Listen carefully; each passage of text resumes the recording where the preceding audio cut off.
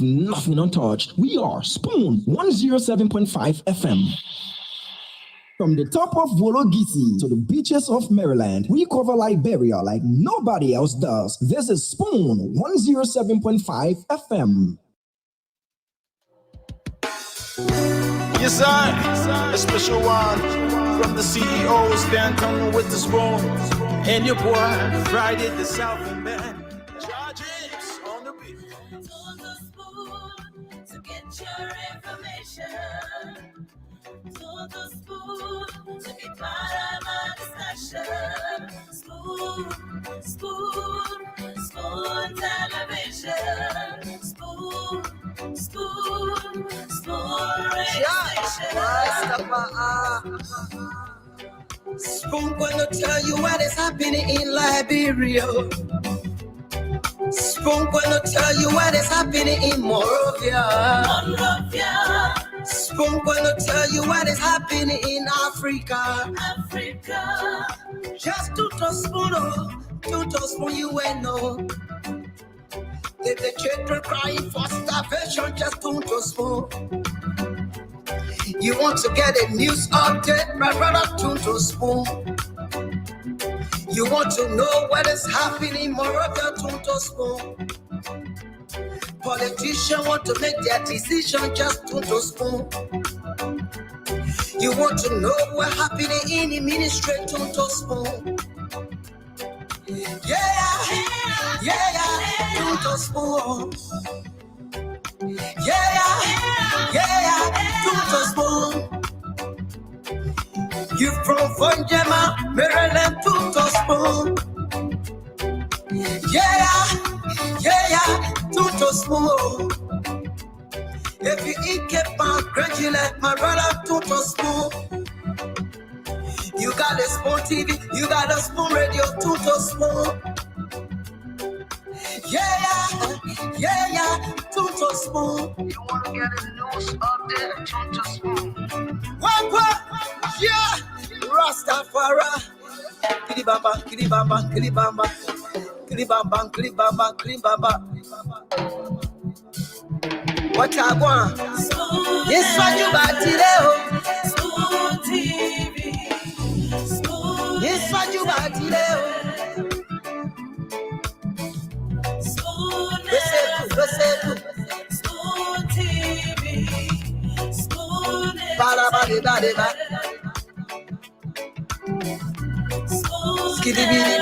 Spoon Spoon TV, Spoon Entertainment.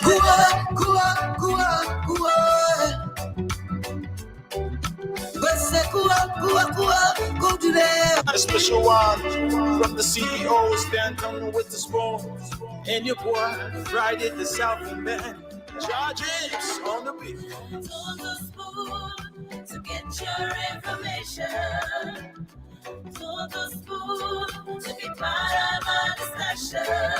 Spoon, spoon, spoon television. Spoon, spoon, spoon radio station.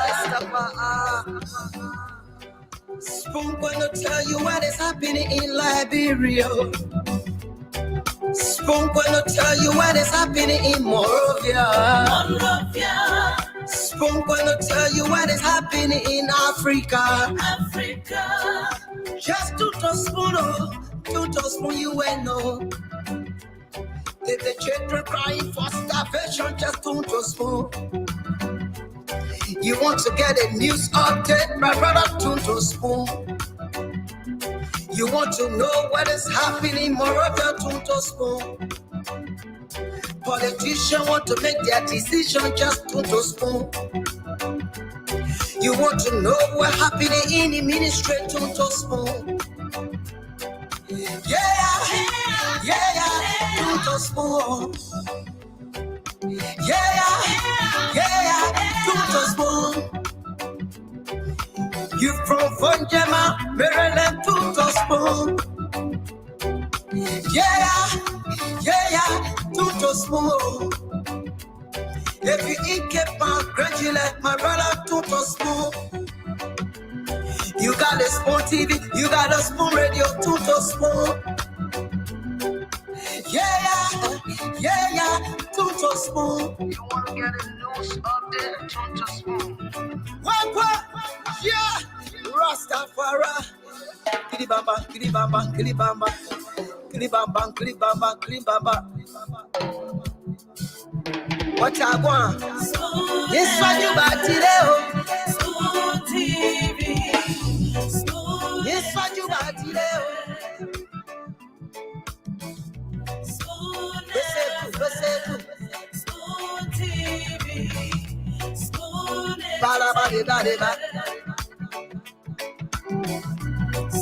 Skidibidi dabado. Spoon TV. Spoon Entertainment. Kuwa.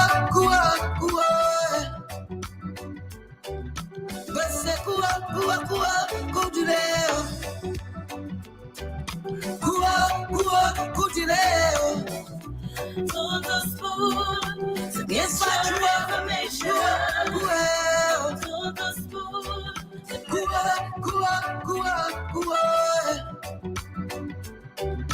Bese kuwa, kujileo.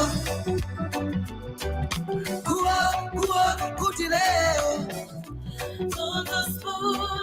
To get Yes, what your you want? information. Kuwa. Todo spoon. Kuwa. Bese kuwa, kujileo. Kuwa, kujileo. Todo spoon. To get Yes, what your you want? information. Kuwa. And of course, you turn into Spoon 107.5 FM, or better still, you're listening to us via Fabric 101.1. For those of you watching us via our various online platforms, it's either Spoon TV, Fabric TV, Super TV, or you watching us via YouTube.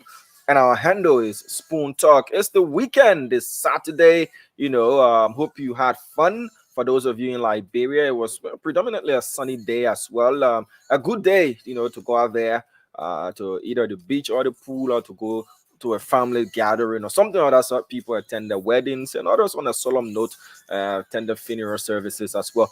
Either way, or any other way you celebrate your Saturday, your weekend, we'd love to welcome you to the nation's #1 talk show. This is the Spoon Talk, and we're live across the Spoon Network and across other networks, relaying us all across the country. My name is Diamond Slanger. I do see Mr. Dwalu is somewhere out and about in the background. We'll definitely bring him on once we do get the signal. But Princess Harris, who's watching us from Congo Town, hope you're doing good. Menlo John Duna is also watching us from his little corner. Hope you're doing great as well. Hawa Sharif's son, how are you doing? Francis Sua Moore, Zawolo Gilayene, Zawolo Gilayene. Hope you're doing great watching us from Batnersville Estate. Walker Behi Bala, how are you? Moses Bimba watching us from Jacobtown. Ibrahim Vien is watching us from Chocolate City. Robert Ngome is also watching us. David Akiowala is watching us from Oslo. There in Norway. Hope you're doing great as well. Octavius, let me get your full name. It's just the thing is just scrolling so fast. It's moving very, very fast. Octavius Johnson is watching us from Pinsville, District number 6. We do see Liberia is heavily represented in the comment section. Mr. Dwalu, what's up with you? How are you doing, sir? Not bad. Dama, can you hear me? Loud and clear. Good. I like my headphones on. In the back. Are we doing great, man? My man, the energy, I can see the comments today.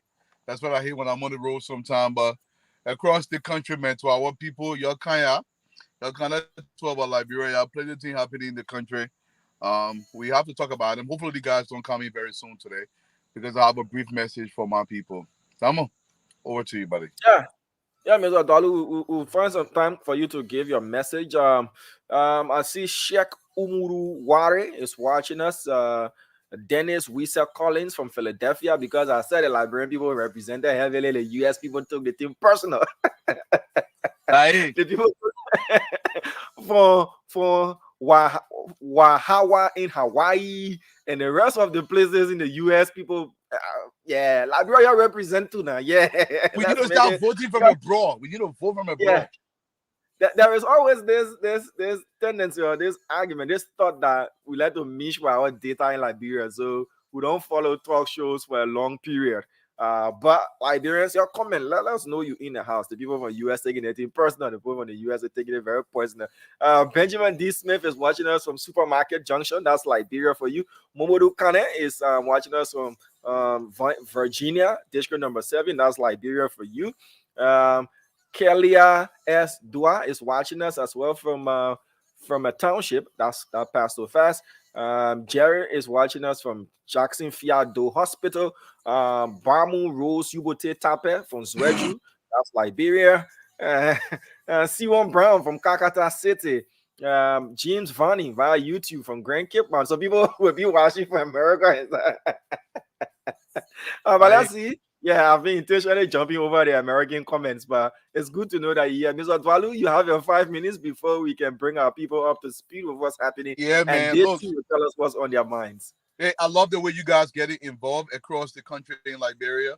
You know, once in a while, man, put where you're watching from, where you're listening from. It gives more hope that people across the country are listening, whether it's from Zweju or Ganta, wherever you're watching from. And let us know so we're making sure the message is getting across.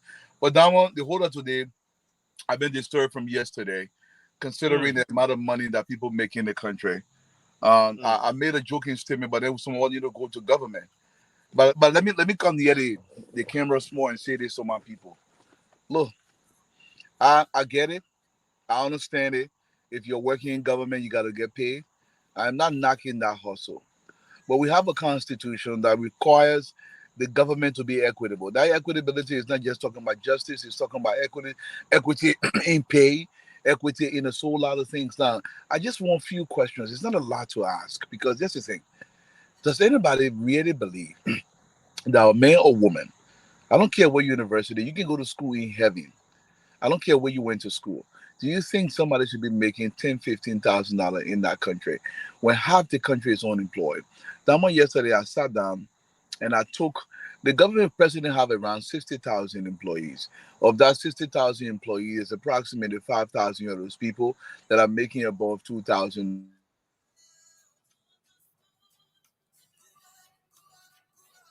Mr. Dalu, we lost you. I think somebody tried calling you. We lost you. Mr. Dalu, your audio is not coming in, sir. Okay, all right, do that. So he will rejoin us, he will reconnect, and he can continue his train of thought. Yeah, Philip Bala says, I'm only focusing on the Liberian the comments coming from Liberia. Benedict McCarthy is watching us from Virginia. Let me go to the US comments. Lydia Kennedy is watching us from PA. All right. Let me see. All right, February King Abu Shafa Konta is watching us from Logan Town. Angela Smith is watching us from Akron, Ohio, USA. The Ambassador West is watching us from Bali, Indonesia. So you have the president and the first lady there in Bali, in Indonesia. So I hope and I do know I'm of the strong conviction they'll meet with the Liberian community there as well on the margins of the Indo-Africa Conference. I see Per Campbell, that's what Dwalu to have said, so I take it back. Dwalu will definitely recognize you. Say Charlie says I'm Rosalind Williamson watching from Grand Bassa County. Paul Gallia is watching us from MA, American abbreviation name for your people. Bishop Augustine Chie is also following us. Kroma, your last name by too long, is watching us from Bapolu County. Stephen P. Tigley is watching us from New York. The rest of the world represented, we have Prince. Prince is watching us. Prince Yeligon is watching us from Stockholm, the capital of Sweden. Yep. So Liberians home, abroad, and everywhere else are watching us live on Spoon Talk. So we have someone from down under Australia. Let me see who's watching us from Perth, Australia. That's Patrick Johnson says we are watching from Perth, Australia. That's good to know. Roland Dennis is watching us from Georgia, the United States. Didesco Gue is watching us from Maryland County, and the rest of the folks. So Mr. Dwalu is definitely going to come on and tell us, continue his trend of thought. But we will definitely go to the phone lines for Liberians to tell us what's on their minds, to afford you the opportunity to give us your opinions, your thoughts, and your views as well. Let's go to the phone lines now. 0777 0 Those are the numbers to call. And I know you've been asking for us to pin a WhatsApp number. We are working to get a dedicated WhatsApp number just for the purposes of the show only. And that is going to be worked on from now to Monday. And you can call in on that number. Charles M. Deline. Charles. So, all right, let's take this person here to tell us what's on their mind. And okay, I do see Mr. Dwalu is back, but I've already answered this call. So let me just take this person for a minute, and we'll get back to you, Mr. Dwalu. Hello. Hello. Okay, so Mr. Dwalu, we can get back to you. Let me bring you on for you to continue. Yeah, I and then- apologize. I had to put my do not disturb on. Sometimes people see you live, they start calling the phone and it blocks the transmission for some reason. But I put it do not disturb on. Hopefully it stays that way. Can you hear me, Damo? Loud and clear, sir. Excellent. So I was asking the question to my people. If we live in a society where, sometimes I've gone to the D Calabash. I don't know why we're making that person rich over there. It's not a Liberian business, but then again, you got to promote whatever business we have in the country. And these guys are spending money like it's going out of style when they're in government. Before they come to government, they can barely buy a $5 Coke at that place. But all of a sudden, it's an $8,000 bill. Look, Honorable Bwakai, we fought for this like there was no tomorrow. We wanted something to be done. But let's ask the question. Let the people in Zweju answer me. Let the people in Vonjima and in Buchanan answer me. Do you think somebody should be making $15,000 in the country when over 2 million Liberians that are of working age, or maybe 2.5 or maybe 3 million Liberians that have a working age, we can barely pull 500,000 of those people to work? When 15,000 US dollars can literally pull almost, I don't know, if you pay people $200 or even $300, can put 200-300 men to work. You gave that money to one person. What are we doing to this country? How are we supposed to develop? And if every people in government would try to justify this, now I keep asking this question all the time, and nobody wants to answer me. Can any one of those guys in government, with the exception of maybe 1% of them, and this is very handful of these guys that can leave government and go to the business sector and earn that kind of money, maybe 1%. I will make the exception. But most of these guys can barely make $3,000 a month in the private sector, barely make $2,000 a month, or even $1,000. I don't know one person, with the exception maybe 0.05% of people that have come to government that have made 3,000 US dollars consistently for 5 years. I don't know them. And in the same country, people are accepting $15,000, and their justification is, I work for it. My people, I want for you to listen to me. This is not Dwalu. I want you to go to Bapulu City, go into Tottenberg. The average person, when they go to the market, the average Liberian in Liberia right now, to go to the market are between 800 LD, 800, so now 600 LD, they can get a woman to go to the market. This is the same country. We are literally paying people 4-5 million Liberian dollars per month, $15,000. I want you guys to think about what we are doing to this country. The people in government, you can claim that you're earning this money, and then you set up these quasi companies. You use them to funnel money through from the government into these companies. How we are supposed to grow? How we supposed to build a processing plant out of Sesto? How we supposed to do that, Mr. President? We talked about this thing. I'm not saying people should not get paid. You have tremendous powers, Mr. President. You can pass an executive order today and put a moratorium on every income in the country above $3,000 for the next 12 months until we use the rest of the money to develop the country. Nobody in the Republic of Liberia deserves to make more than $3,000 a month. I don't care where you went to school. The money is too much for you in Liberia. Why are we buying people vehicles in the country?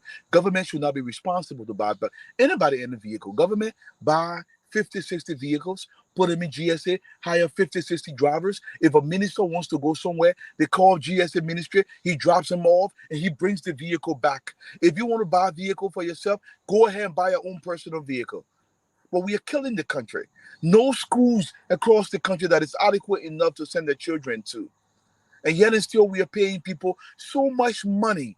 Do you know that money, $15,000? Most doctors in America don't make that money. This is somebody who's going to school for 10, 12 years.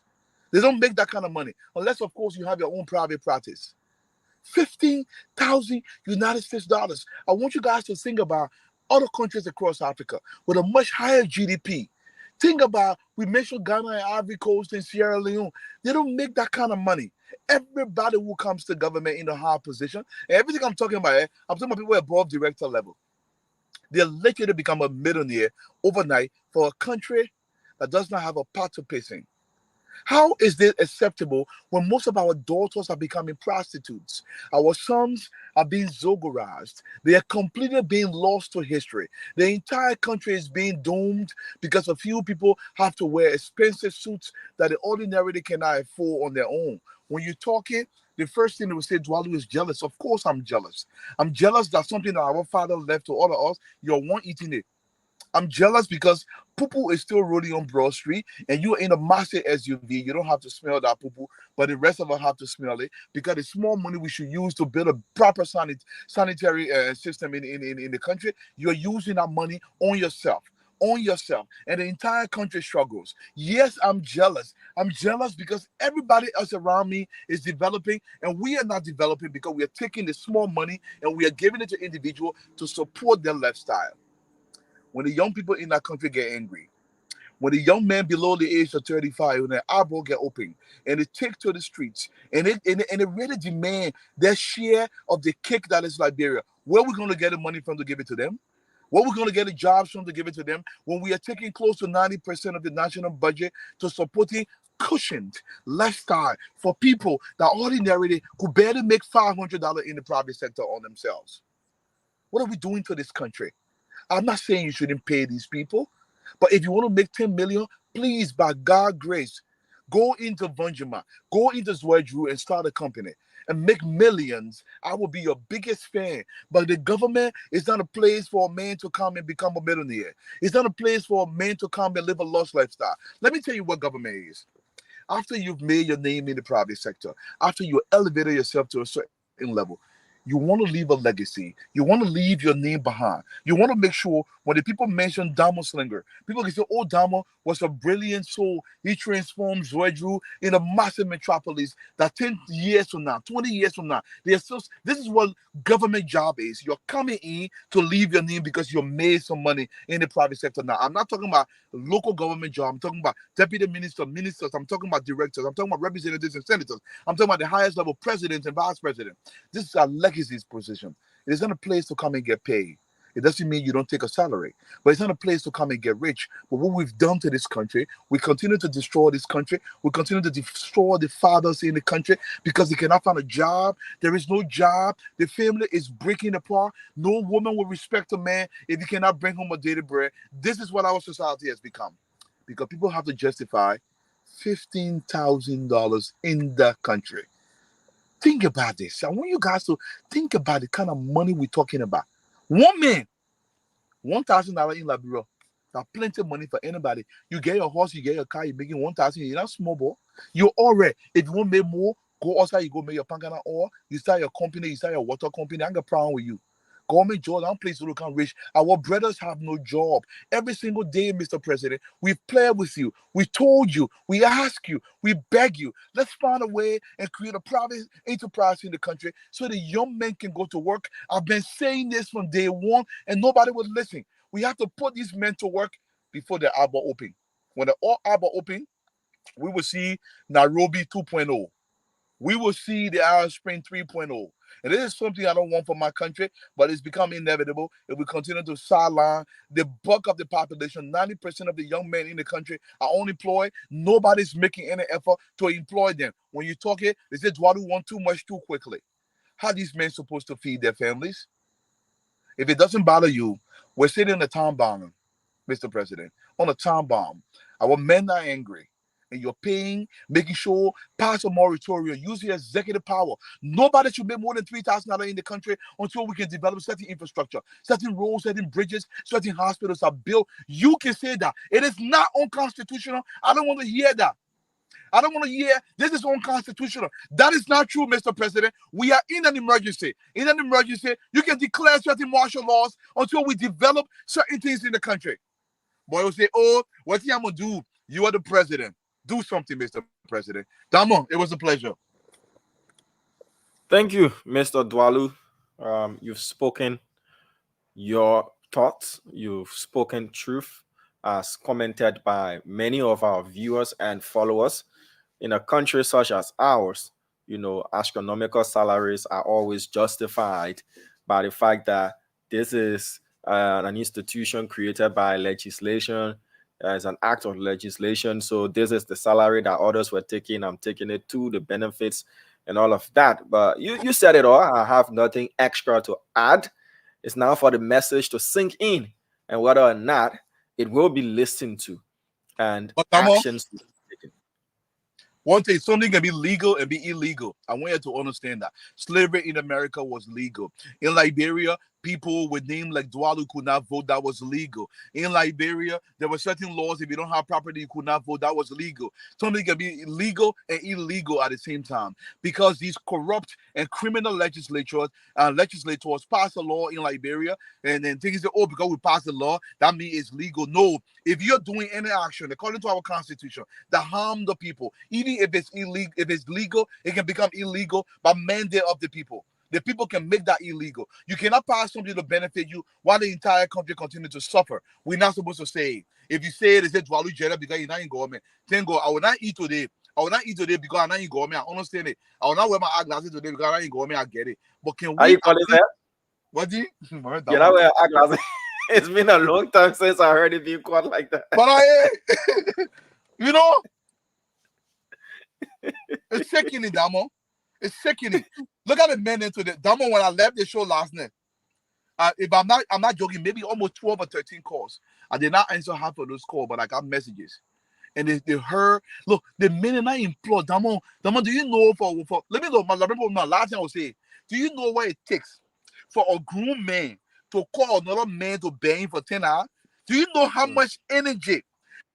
Do you know how much emasculation? My people, what I mean is, it means you take the man who from the man. You take out the man, the two of God made man. You take it from him for him to beg. That's a small thing. Can we stop our brothers from begging by creating jobs, Mr. President? The opportunities are countless to create jobs. You can't beg them. You have to lead. Liberia wants leadership. They don't want people who pander. We have to be led so the men can go to work, so these women can go to work, so we can develop this country. Few people making 10, 15,000 will never develop us. It has never developed us. It's been happening for almost 200 years. It will never develop this country until drastic actions are employed. This is the only way forward. Yep. We'll go to the phone lines. That's a resounding message. Again, we look forward to seeing the changes in that direction, especially when it comes to the expansion of the private sector. As you usually talk about that, the expansion of industrialization in our country. If you look at Liberia is like a big country in any way, population-wise, we're not many, we're 5 million approximately, and if you have 3 to 4 mega manufacturing plants in our country, you put a lot of people to work, and these people will also, the trickle-down effect will be felt. We heard talks like that. Oh, like doing Ellington, there were NGOs, there were many NGOs, there were this, there were that. People were working, people were making money. As we had a drawdown, the UN drew down from the country, the other NGOs and the rest that were, feeding off them to get contracts and employing other people. They also drew down and left the country. We started to see the stark realization. Yesterday, the Stella Marie Polytechnic University put out graduates. Where are they going to? Where they going? Where they going? Yes, there is an argument that you can go into the private sector, you can become an entrepreneur, but you too need startup capital. Where are you getting it from? When many people don't want to invest in startup businesses, they don't buy ideas. Damo, before what are we doing? We got to say that before you go to the phone line. The Americans, the Germans, the Japanese, I know this very intently because I did my master's thesis on this topic. The Japanese, you see Toyota today, you see Nissan, no BB car company. The Japanese government funded the initial funding to birth this company because they know when these companies grow, they will pay massive amount of taxes. Today, these companies are paying billions of dollars to the Japanese government, to the American government, to the German government in taxes because they groom these companies locally. And then they grew into a Japanese company. When people say, look, the government has a crucial role to develop a society. Anything that promotes the society, let's make Damo simply a millionaire. There is a high probability Damo will invest massively in Morovia, in Granjida, somewhere across the country. That's how societies grow. But the first thing is, oh, my man, you can bring your own money. Most citizens in the country do not have money locally. It takes time. You got to groom that. Let's take call back. Let's hear from our people back. Yeah, one of the reasons we also do see I don't want to use the denial, but the lockdown effect of many Liberian politicians and business people on others is this mentality that I should always be the one that you look up to. Yeah, you go to my gate in the morning, you see people in queue. Yeah, the man at my brabi, the man can give me 20, the man can give me 10. And all of those things. But if you were to employ people, they will still look up to you because you're giving them their source of income and you're feeding their families as well. You're doing a lot. But we should always go and be begging. Then one politician will say, I went out of the country, I brought one ambulance for y'all. Yeah. You know, yeah, I use my own connection, I brought in medical equipment. Yeah, I went around, I brought in small money for the people. I'm a project. Yeah, we should do away with that. You know, what about they're Mr. Dwalu? using the prestige of the position. There's no time. They're using the prestige of the position. In your name, they come back. So they're giving to them because in your name, not because of them. Hey, man, come on, you're flowing with it. Yeah. All right, yeah, from our people back. We'll definitely go to the phone lines. That's been a spice of food for thought. 077771075. 05551101075. Those are the numbers to call and tell us what's on your mind. Spoon Talk. The rest of the panelists will definitely join the show later on as we continue this broadcast. But let's go to the phone lines now for Liberians to tell us what's on their minds. 1 minute per caller, please, and be brief, concise. You know, all of the words you can use to be straight to the point. That's where you should go to. Hello. Hello. Yeah, my name is G. Ibrahim Curtis calling from Banjo. Yes, my concern here has to do with I'm calling the attention of the President Excellency Dr. Joseph Boga and his full family. We will stop up behind the government. We won't campaign for the government. We believe that everybody can work in a government. But I'm appealing to the President and his full family. I'm a man with skill. I'm a powerful operator. So I beg you, please push my agenda to the President. If you get in, please help me with one power so I and my men there that will not campaign for his grand my country. They run behind with color, they run behind with God for this government, and we'll see to aid the government coming to power. So we kindly asking the government and the Spoon family that they please push our agenda for the government to help us with one power so please, or even two, please. We beg you. Thank you very much. Thank you for calling. Let's take this next person here. Hello. Yeah, hello, Damon. Yes, sir. You live. Yeah, hello to Dwalo, right? Yeah. Hello, I want to bring something to your attention. You were just talking about the last payment they paying the lawmakers. Do you know that they get another more law the fact that when they vote them out, they will still get tapping? They will still be getting paid like you are working. They're not telling the job to be their job. They pass a law that when the migrants vote them out, but they're not working. They still be getting money. Mm. So when you're talking, I thought about it. I thought I'd remind you about it. Thank you, sir. This country, as you said, the country it's just something that I don't know. All right, sir. It takes just a minute for the party to say, I'll be expert by the pay. I come in, let that for program, they let where me fully stand around. When you go in power, you go by the pay down to everybody say Moratorium. Somebody ever been? No. I want to remind you about what it's doing now. Thank you very much. Thank you. Let's take this person here. Hello. Good evening, Damo. You live, sir. Let's hear you out. Pleasant night to you. How are you? I'm fine. My name is just Smooth from the Comforter Peace Island, commonly called 540. Damo, let me say thank you to the both of you and Dwalo. So, Dwalo, you spoke of mine. You wouldn't have put it any better than why it is. You know, public service, government job have become without private job for our leaders, some of our leaders. When they get there, in fact, they use it to even look down on those that employ them. That's lawmakers. You know, one time, one of the lawmakers appeared, this one maker, on Punch FM. That thing got to me, how they went to protest for 45,000 account, people spoke against it. He was brave to sit on a media institution, how in the book, come to my house was big, and they don't be big, don't come to our houses. Those that employ him, this is what we're talking about now. Why they got to criticize them to go protest for 45,000 car, where National Transit Authority was saying you have buses to send us for to another point. No, because you provide for all of us that government should create an environment for all under Article 18. Equal pay, equal 20. Do we all have the equal opportunity? No. Those that we employ, they better their life more than we that they clean the city representing us. Then they threat you. When you work for someone, then they pay you $50. You want to they say you're not happy doing something that they say you're begging them. How? What the hell are you working? You don't pay me, nigga. Ask me. You're not happy doing something. Your friend is saying, "No." You should be creating environment. Okay, so like you should be creating jobs for the power sector. Let me close with a quick diamond. Like our former representative, I can't go 12 years. What the power sector Johnny ever created, but he already other people hold it as the government. What the job he had created? 12 broken years in government. He can show you one day farm, one day power sector job. That book is suddenly you don't put the protest against government, black and white. All right, so let me say thank you, Jaro, for expressing that thing. No, you spoke my mind tonight. Thank you very much. Thank you. You can hear the passion, the passion in his voice. Boomburger, how are you, sir?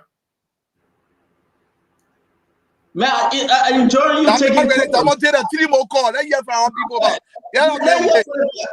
Kalu, I have to recognize. Damo. Recognize that already. Then I go back to the phone line. Something Damo never used to do, he doing it now because of certain reason. Yeah, you know. Yeah. No, we can hear on you. The show every day. Damo will not recognize me. That's the day he said, I got to recognize you. Okay, Damo, thank you, sir. Thank you for recognizing me. We will tell the story one day. We'll tell the story one day. But it's true. The people are speaking passionately. Take course. Let hear the Liberian people. Yeah. Tama, I like your yellow. How you doing today? Wait, Damo. Today, 2 a.m. Each other we see. I see your memo. I almost wore yellow too, though. Yeah, you are supposed to. But you and Dr. Richardson. Huh? Some of your listeners have been complaining, especially those on YouTube. They say we're not recognizing them on YouTube. But I do see when some YouTube here. Yeah, so make sure when you see the red icon, it shows that they're on YouTube, and the blue for something. So they're saying that they're not being recognized on YouTube. Fair point. In the US, majority of our people now watch us on YouTube. Okay. Most of them, I'm going to go ahead. Okay. Like Freeman is on YouTube. Hi, Freeman. And I see some other people on YouTube. Okay, good. Thank you for telling us, Fadiga. All right. Go ahead. So let me take the calls, and we still do. No, why you get into the girl house? You live in the car? Yeah, cool. He just buying us. That one take off.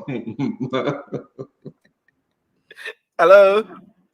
Good evening. Yes, my dear brother and friend Damo Slung. Good evening to the panelists. Political, yeah. Thank you. Oh my God. Thank you very much. I mean, I know your voice like ABC. Let's hear you. What's going on? All right. For the public, the name is Fode Mohammed Kakwe, political name, and I join you from District 11. Damo, you see, the country you have to reduce the volume of whatever you're using to listen. The feedback is terrible.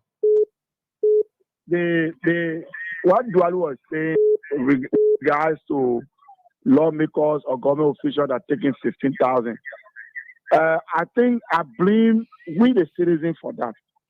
for the fact that we have brought ourselves down to these people to the extent that we made them to be our political demagogues. So at the end of the day, you will see that what we're supposed to benefit directly will not come to us because we have classified them as demagogues. Imagine one politician will just call somebody some money.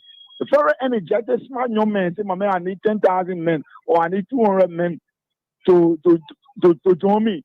When he is in a problem that he needs manpower, that's the time he will recognize you, and then you will see that young man putting over 200 to 300 young people to go to rescue that one individual.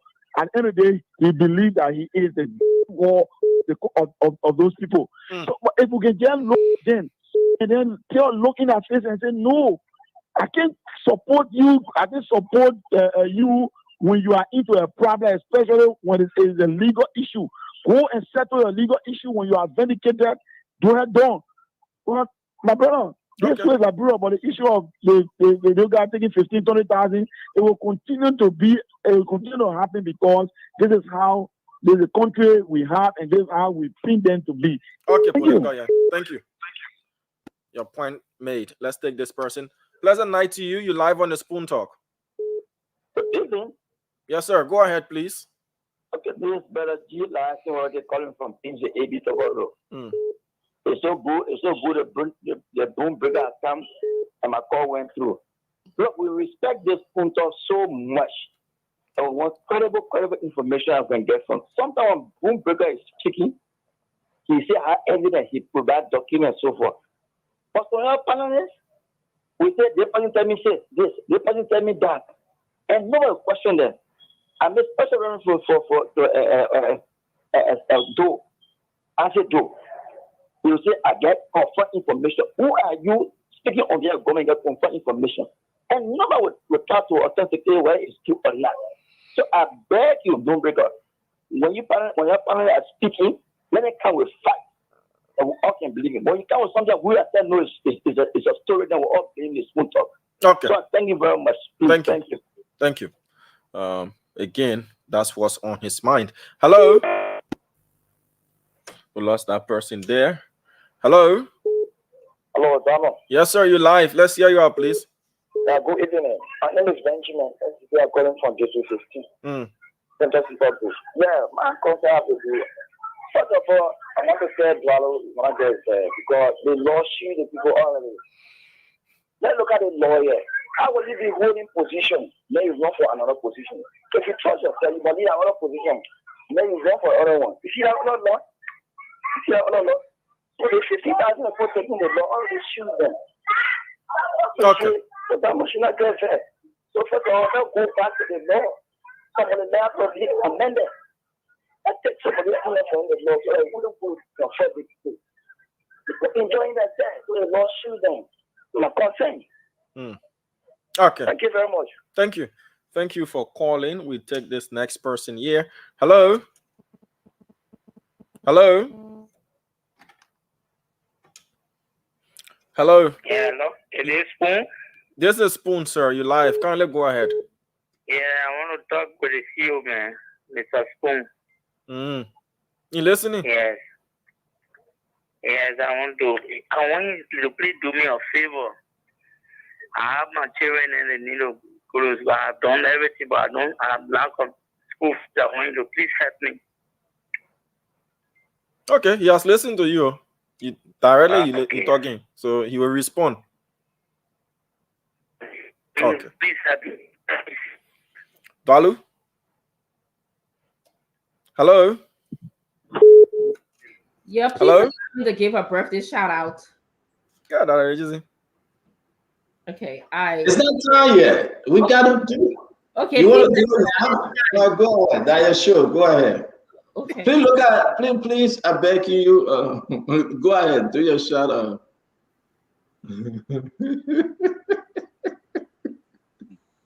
You're not even funny. Dwaru, you in the car with who? Dwaru, who said that about you there? You were sure around whole day you get tired. That was just go ahead. So today is my brother-in-law birthday. His name is Stefan's Boto. And if some of you remember, he and I went to Liberia quite recently, and he had not been to Liberia for almost 30, 40 years. It was his first time returning. He came after the coup. So the day he turned 79, and that's why I was late. I was trying to rush to just make sure that I see him and wish him a happy birthday, because these days, to turn 79 is a big deal in our family. So I want to, Stefan, we call him Stefan. I want to wish you a happy. He listens to Spoon as well. The whole family does, to support, the panelists, including myself. I want to just wish you a happy birthday, and know that we love you and we want you to spend many, many more years here with us. We appreciate, we enjoy you. We love your wisdom that you provide to this family and the leadership that you provide to the family. So thank you for everything that you do for us. And panelists, thank you for allowing me to do a shout out to Stefan. All right, happy 79. That's a big age. At least you're older than Uncle Sam, so that's a beautiful thing. Happy birthdays, our brother, and we're wishing you well on behalf of the Spoon Network. We want to say hi to everybody. Dr. Richardson, it's good to see you. Mr. Eduardo, as always.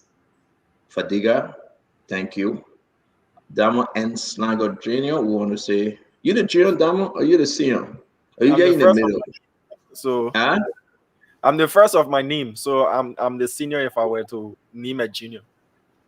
Oh, so you're not the junior for your dad? No. Okay. If you were to name a junior? Yeah, you got a son, but it's not sure as to whether he named his son his junior, or he waiting to marry the other girl, then he would name that girl's son junior. No, because yesterday we were talking about marriage, and he said that he wasn't. There will not be a junior CEO. I believe that everybody should have his or her own name and forge their own path. Others believe that there should be a continuation of the name and the brand, but I believe you are your own individual. You lead your own life. Yeah, that's why my first son is not my junior. I don't believe in junior personally. Oh, that's good. That's good. Yeah, my second son is my junior. Yeah, because my second son was born under the marriage and brother. Okay. So he carried the junior. But my first son is not my junior. So I mean, everybody's kind of doing. My first son of my junior. That's good. And I don't know if I believe everybody from a different place, but trust me, names have meaning, and we'll talk about it another time. Yeah. Seriously, names have people do follow the path of the names, and others do not. So, it depends on the extent in which you explain the name and, the rationale for you following or not following the name pattern. Yeah. So I think that, I know, my nickname is special, and I'm called special for a reason. My grandmother named me that name because I was the first grandchild, and I think I live up to being a special person to my family. But yeah, so because I was positive, I mean, we can say that another time. And whether you're special in a negative way or you're special in a positive way, another time. No comment, okay? No comment. Again, like the name Abraham and Abraham. There's a reason why God changed Abraham's name, the Abraham to Abraham. There's a reason why God changed the name Sarah to Sarah. And there's a reason why God said, no, this name is his name shall be called a wonderful counselor, everlasting Father, King of Kings. And all this one names have and we'll get into that because I do believe it and it have a great impact on me as well. Guys, welcome to the Spoon Talk. Again, we want to say thank you for joining us always. We're going to take a few seconds while you share this show. I love when you share this show. When you go, think like 1,000 share. And you see Eduardo picking on his cell phone to share the show with Dr. Richardson. Fadiga, he's coming on after, he promised his daughter to be here for her birthday. The lady turned 16-year-old. And Eduardo, Fadiga was nowhere to be found. And he told the lady, he said, what? Let me say this to you. I forgot I missed my flight.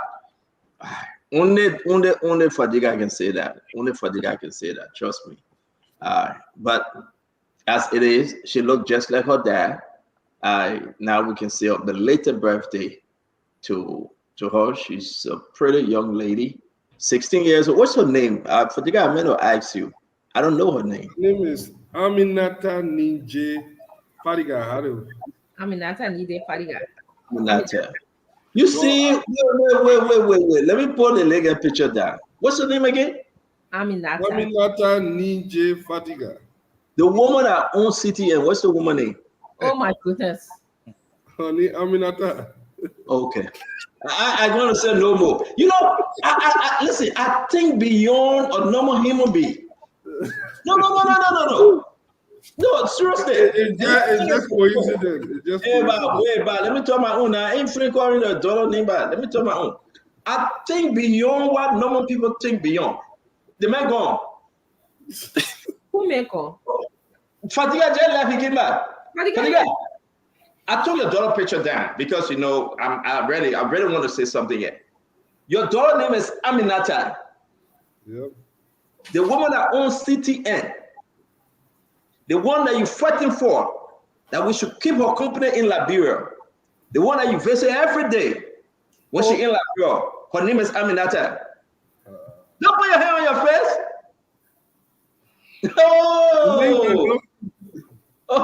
Oh, I see. Names have meaning, okay? Name does have meaning. No, this is making sense. This is coming together. It's just coming together when you talk about. I see what Fadiga love. Anybody named Fadiga? Sorry. How am I sympathy? No disrespect. The other fiance that passed away in that other country. What was her name? Your fiance that passed away. You got a different name. What was her name? You were not even know. Okay, there you go again. He refused it. Anybody named Aminata in Liberia? Shall I go say how to Fadiga? He is attached to that name, Aminata. Oh, he go. No, you better go. I'm ready to man. They say, even on North. You know, you really have to understand. You know,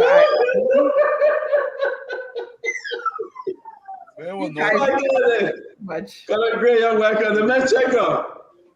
You know, I was thinking the leg at the Aminata. We just hear your son disturbing, man. Please. My son not even here. Who making that noise? Is that your son poking on it? Yeah, that poking. What other beginner why we 5 years can disturb like that? They call them the terrible twos. They call them spoon, baby. But mommy wanna begin. Mommy get a girl. Now they get mid noise. Mommy get a girl. I mean, well, what you guys? I mean, what's happening? Talk to us. Galu, why you getting big on us, my man? But we ain't got Ring Robot. Can somebody tell? The man rather I get big on us. Oh, he open his tab. He said I'm looking on the other side in Ring Robot 2024. How you know that Ring Robot the man driving? But I know that Ring Robot the man driving. You see the car? Look at it. I'll plead the fifth. Yeah, look at the design of the car. That's where you from. Can somebody please tell Fadiga to come back? I won't say anything about Aminata again. I promise you. It was a slip of tongue, Fadiga. Where is Fadiga? Why is he staying in Liberia? Let bring the man back. Yeah, my man. No, I'm concerned about this, my friend. He can't. Fadiga is not doing well. He needs to come to rest. My man, my mind just came on two things. My mind just came on two things, and I revealed to the Liberian people that which is true. When you are Aminata, there you go. Get far away from Fadiga. When your name is Aminata, and Fadiga, check up. I've been thinking. CTN Aminata. I've been thinking. Fadiga know what I'm talking about. I got pictorial evidence. Documentary evidence. The document Beyond you're all possessing. reasonable doubts. Beyond all reasonable doubts. You better than the state prosecutor. Better than Serena Seafors. Your evidence can be beyond reasonable doubt. I know how can the government just continue to lose cases? I don't understand that. Right? I mean, we lost the drug case. We lost the music. Dr. Richardson, I know we got a lot of conversation, but I want us to start with this though. We always talk about the poverty. We always talk about what is happening in the country. We always talk about the last time this gentleman, Achi Pompom, he went to the Capitol building, he locked himself up. Yes. Today, what I saw concerning this guy, what if Damo, you got to follow up with this story, Damo. If this is true. Why would you that? Why put Latin on him, man? If this is true, Damo, you got to follow up. That this guy said because he was so hungry and he burned himself. I saw the video. I don't want to play the video. I just got to flash it real quick. If this guy burned himself because he said he's so poor, he have tried. For the guy in Liberia, did you see this? I saw the video, but still I think I've been saying it. The people out, somewhere in the program, they are probably saying now. Look, there is some level of hardship in the country. The economy seems to be stagnant. People are getting paid for something. I'm not in economy. I don't know what's happening, but I do know for some of people like us that people rely on to help in something, I know what our people are going through. We either have to get our people working as soon as possible, or else this thing will turn on us because the country is hard. No money is circulating. People are keeping their money. And I do have an understanding of why people are keeping their money. Whenever we reach this point in our political economy, and we start seeing in civil disobedience, people on the street, look, there are still people in this town that are living in fear, and they are not sure whether we'll be able to protect them. And once you cannot put your foot down as an institution or government, and I'm going to say that with something, and you do not show that you are in authority, I'm telling you, that uncertainty make people to keep their money in their pocket, make some people to start running away. And there is that level of uncertainty. Let me break you for a minute, Fadiga. Are you saying...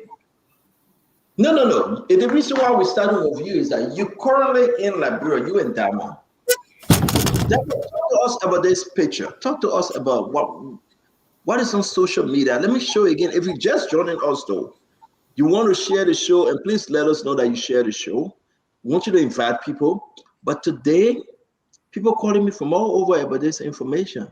It says, Stanton, this guy, he nearly died. He said he went hungry. No food. The poverty. But then, look at this. Dama, what are you hearing? I mean, let me just say something. So the other night, I was at, so Hassan had a flat tire, and he called on me and had to go there to go stay by him so the guys can fix it. And luckily, he was in front of this place that is sell gas in a jar. And I saw these three young men had a little 4 can of gas selling it. And then there was this lady selling spaghettis in a bucket. Spaghetti, I think they had some boiled egg or something, but it's just spaghetti, a whole bucket. And I was asking her, so how much of this? She said, I come here by in the afternoon and I sell until and this will finish. But I saw those three young men eating spaghetti in a bowl. So I asked her, I said, how much did you guys pay? He said, be better. Now 250 Liberian dollars to pay for that spaghetti. Sometimes you give people money, $100 Liberian dollar, 200. You think it's not going anywhere. actually found that people can actually eat food with $250. It was not much. I don't think it was nutritional, but they just wanted something to fill their tummy. And this was about 1 a.m. in the morning. And they were about 4 eating that low bowl or something. And probably that was the major meal for the day. And so, I know that people are very. But these are the bread and butter issue we have to come to. Bring us up to speed, Diamond. What are you hearing from your group? If I mean your group, the fourth estate in Liberia, people are very with this story. He's burned, like I remember the Achi Pompon time. People were crying, and Achi Pompon came here, and we begged people. You were there, Diamond. When I went to Liberia, where's that video? Somebody please send it to me. Achi Pompon came to us. He dropped. I didn't even recognize him. And he said, my name Achi Pompon. That me your help. Look at this gentleman, folks. If you just joining us, somebody set themselves ablaze. Look at the different burn. Look. People can say stage 3, stage 4, stage 100, whatever it is. But the reason why he did it, if this is true, he said he did it because people eating and he's not eating. He did it because what he fought for, he's not being rewarded. He did it because he been calling, he been begging, he's hungry. Hey, Damo, talk to us. What are you hearing? Well, CEO, currently I'm hearing different narratives, and as you said, we should go and to conduct our own investigation. Because there are narratives that he has got some mental issues, which I cannot confirm nor deny, because we don't have the professional, knowledge as Dr. Richardson and the rest. We don't have his medical report to even know whether he has got mental issues, or we don't know people around him to attest that he has got some mental issues. So I don't want to speak further. The narrative that's been around that probably he set himself ablaze due to hunger and all of that. I want to carry out our own independent investigation, and we'll see what the actual reason was for him setting himself ablaze. That's why I just want to remain on this, because what you see and what you hear might be different from what the actual. So you will be going to follow up. You guys will follow up with him and talk to him. And you may be right, but again, without any medical diagnosis, we cannot just label him and say you have a mental issue. So probably you're right, but let's look at the bigger picture, Duaru. If it is true that this guy hungry, we have seen it before for the paycheck. What was Achi Pompon's story? Why did he set himself on fire, Damo? Real quick before Duaru come in. It was due to benefits from the building. Correct. Yeah, from the Capitol building. So can you tell us that Achi Pompon had a mental issue? No, he didn't. We met him. He understood. He did it intentionally. He did it as a protest. But whatever the case may be, it's horrible. Duaru. Yeah, Stanton, look, I'm going to say this. I don't, like Damo, I don't know why he did that. As to whether he has a mental problem, that's something we can think about. But this reality is true. The desperation in the country, you can cut it with a knife. This is a truthful reality in the country. It's across the country. Now, somebody mentioned about we fought for days, we can't get job. Look, Honorable Bwaka cannot give everybody a job. The government does not have the capacity to give job. We understand this. But this is what Honorable Bwaka does have. He has tremendous powers to make sure we birth a private sector so most of these men can go to work. This one he does have. And this is what he has to push for. We cannot continue to use the budget in a way where we just support the government. A massive portion of that budget, or at least $50 million that we can start with, to begin birthing the private sector across the country so we can reduce the level of desperation in the country. This man's case is not unique. Stanton, I'm going to say the fact that I can attest to it. Even my brother Kennedy, when you're in Liberia, sinners are not going to run away from the horse. I am not kidding.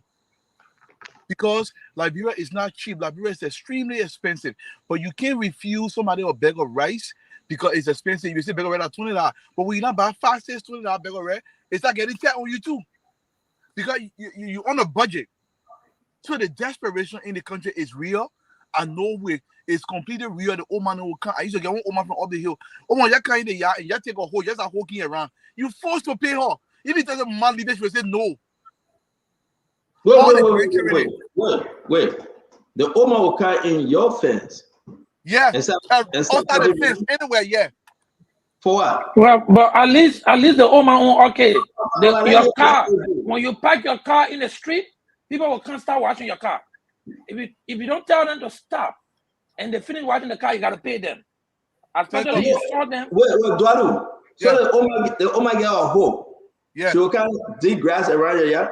Anytime the Oma got almost 10 different grandchildren. Let me tell you another thing that happened in the country. That the friend and myself on one day, and I spoke about this. Most of the young people in the country, because things are so hard, they get pregnant, they don't want to hold the belly, they carry the belly to the old man and leave it there, and they get and go. So when the old man got 10 grandchildren with her. Oh, my son, Opa, it's not easy. Oh, she's hooking. You forced to buy her back already. Wow. So now yes, this is serious across the country. The desperation is real. I told you when the rain fell the few times I was in Liberia, there was flooding. The people came, almost 200 people. We had to carry them to a church. I had to go to Michael Thomas, District 4 representative. I said, my man, you the representative, the people not be helping me. I had to go get him, take him and carry him to the church. He had said how to buy some rest and someone to carry to the church. Everywhere got flooded. This is real across the country. Real. Wow. Yeah, but this gentleman case is a difficult thing, and we could look at. So when people say mental health issue, mental health is all not schizophrenic, right? Because that would be a more extreme mental health category. It could be borderline. It could be borderline personality disorder. It could be a simple thing as anxiety disorder, or something like depression. Depression could lead people to self-inflict harm on the self-inflict. You know, so there are a couple of things. I've never seen them burn themselves to that. Yeah, but if they are impulsive, if they have some impulsive behavior, you need to go back to check the history of this person. You know what? And a lot of us are not able to do that because there is not a categorized health system that actually keeps record of people in their well-being, right? So you need to find out what is this behavior. It's a behavior. It has some connotation of behavior issue to put fire on yourself and bring yourself down. It's I don't care how much difficulties you're going through. This is over 30% of the man's body, but it is a severe injury. He should be going now to the hospital, or else he's going to have dehydration, and then the soul is going to get infected, and it's a difficult challenge. He needs to go to the hospital. The shifting of the fluid and all the other stuff will come into place, and now you're looking at a big serious issue. If he's not within the hospital setting, you're correct. It will be a big issue. Conor Gray, welcome to the show. Yes, Stanton. How are you, my man? Hi, Dr. Richardson. You know, there's something in life called depression. Depression, when we say somebody is mentally ill in Liberia, we only think that the person should remove their pants and start running. Even a young mother, there's something called postpartum. If they have the baby and certain things are not met, they have the ability to take the life of their own baby. That's depression. There's something called major depressive disorder. You just look at life from a holistic point, and you measure yourself against the odds of life, and you say, "I'm not doing well." Only somebody who has that mental challenge can look at themselves and inflict self-harm. That's why the police will come and take you to safe custody against your own self. You understand? So not only was he committing a crime, or was he inflicting harm on himself, but society also let him down, because that guy should not be standing out there by now. It should be somewhere where they can secure him from his own self. I say this to say that I think if the Barker administration don't rush with the fierce urgency of now, you see many of these kinds of cases because people hopes are too high. And I think he's dropping down, and as he drops, as their hopes drop down, people begin to get into a depressive state of mind. And so Thank you. if they say that the guy is not well mentally, it's true. Thank you. Dr. Richardson, you want to add to this? So there's two things that could be true. One is he may not be mentally ill. He may be reacting to the environment that is hard for him to survive, or he could be mentally ill, which we do not know if he's mentally ill or not. But we do know that the country is hard.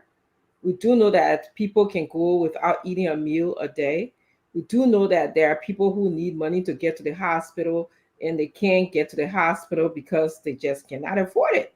So, and I believe somebody said there are things that our leaders in the country can do to remedy this situation that is slow in coming. I don't know if they're doing it or not, but it's very slow.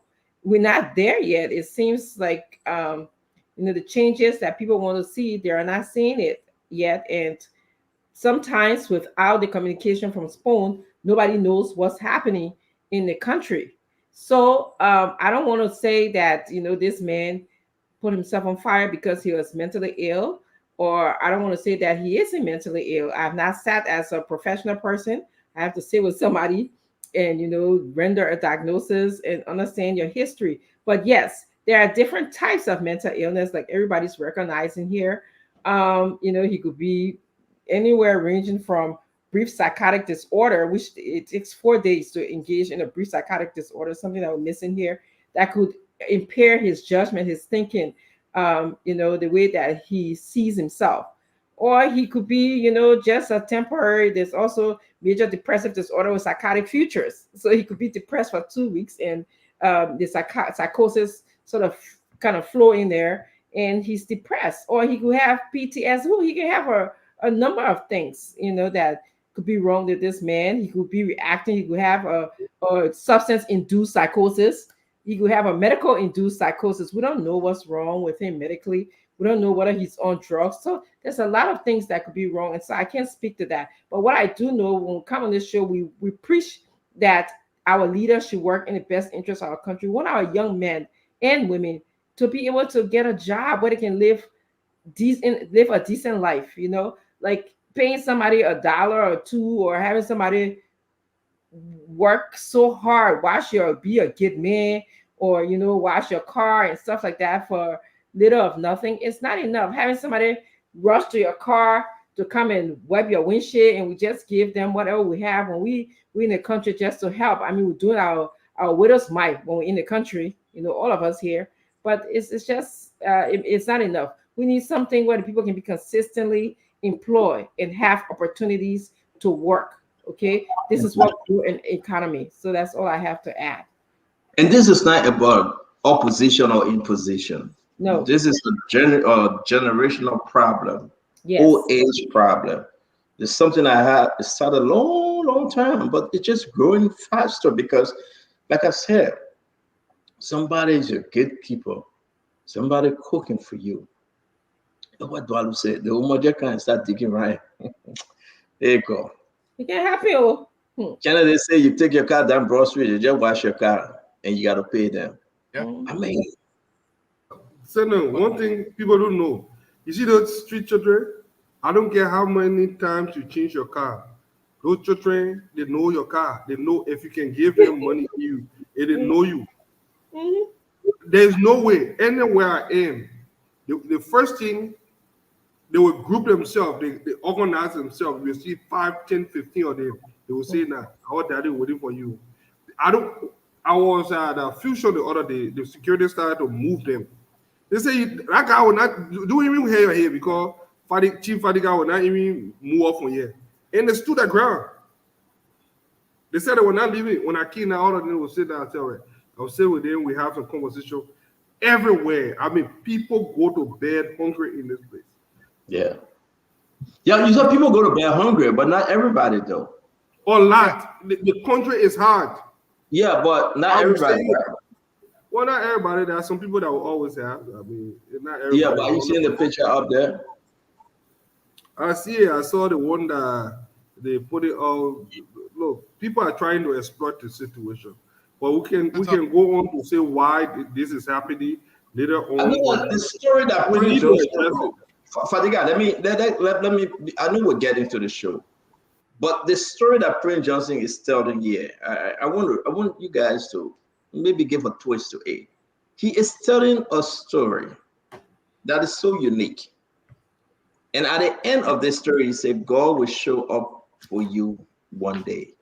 So what say you? You buy into Prince Johnson's story? Well, first of all, I've not read that, but I've seen that. Give me 30 seconds. But it's right there. It's right on, brother. I can see it on my phone today. I'm sharing this to let the world know that I used to eat granuts with gari and sugar in the cup as my daily meal for several years. I went through difficult times, navigating life slippery and monotonous path. I almost gave up and came close to ending my life.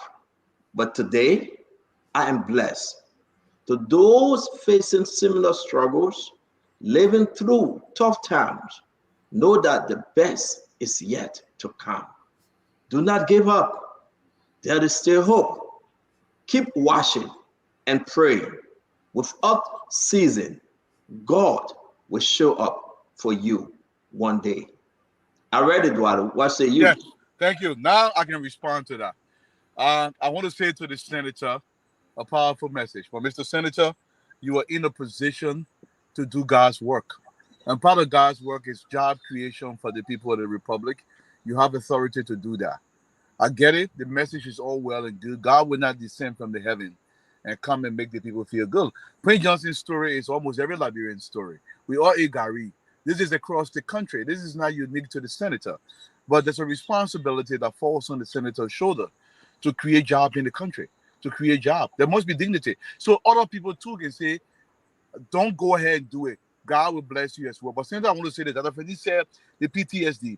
I've been saying this to Liberian people plenty of time when I used to be on the driveway, the Madonna driveway.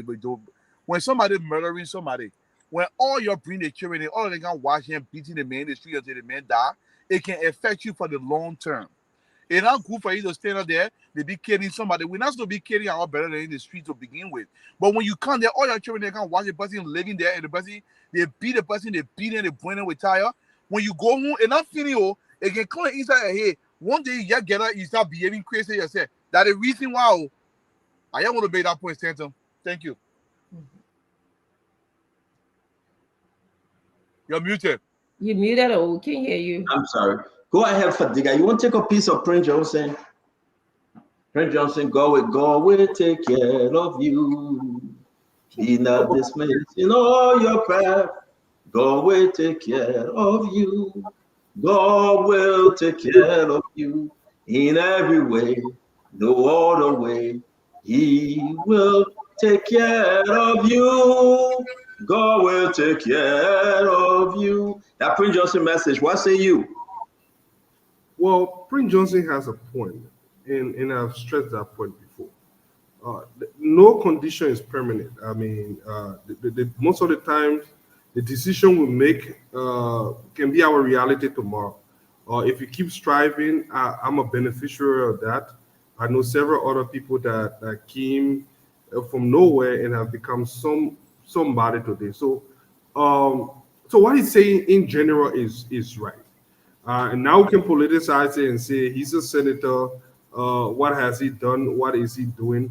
That is something that we can also discuss. But just based on the message, we all go through trying that. Nobody, not all of us, we're not born with silver spoon. Now there are other people that were, but he's speaking for a majority of Liberians, and there are several other Liberians that have gone on to work their way up the ladder. Look at our current vice president. Several other people that are left on the ground. I got a lot of friends that are left on the ground that are doing extremely well, have done extremely well for themselves. So it just it's a combination of blessing, luck, hard work, a mixture of so many things. But our condition are not permanent until you decide not to do something about it. Thank you. I agree with you. What you say, Paul? Look, it's a mix. It's a sentimental issue. I live in Liberia, and on the average, I was spending at least Liberian dollars. I was spending at least 5,000-10,000 a day, just giving out. Forget the whole issue about my involvement in politics. But the sentiment of people will deliver and can't even get their children out of the hospital, and sometimes they just need 3,000-4,000 Liberian dollars to do that. They will call you to help. The senator, like most of us, I sold cold water. I used to work from Logantown Resto all the way to Ballhead Field to sell cold water. I mean, come from there to ATS to sell cold water and go back. Sometimes you do 90 cents. The cabinet give you $1. Then you get 10 cents change. Those are the kind of things we did in Liberia to be able to survive. But the political environment at the time was much better. The political environment.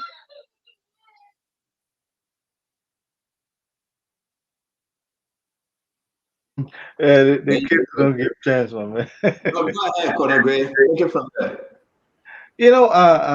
I think most people in Liberia see certain people today in position of power. They believe they just arrived. They just got there. But Prince Johnson's story, psychologically, is enticing for the individual who may look at themselves hopelessly.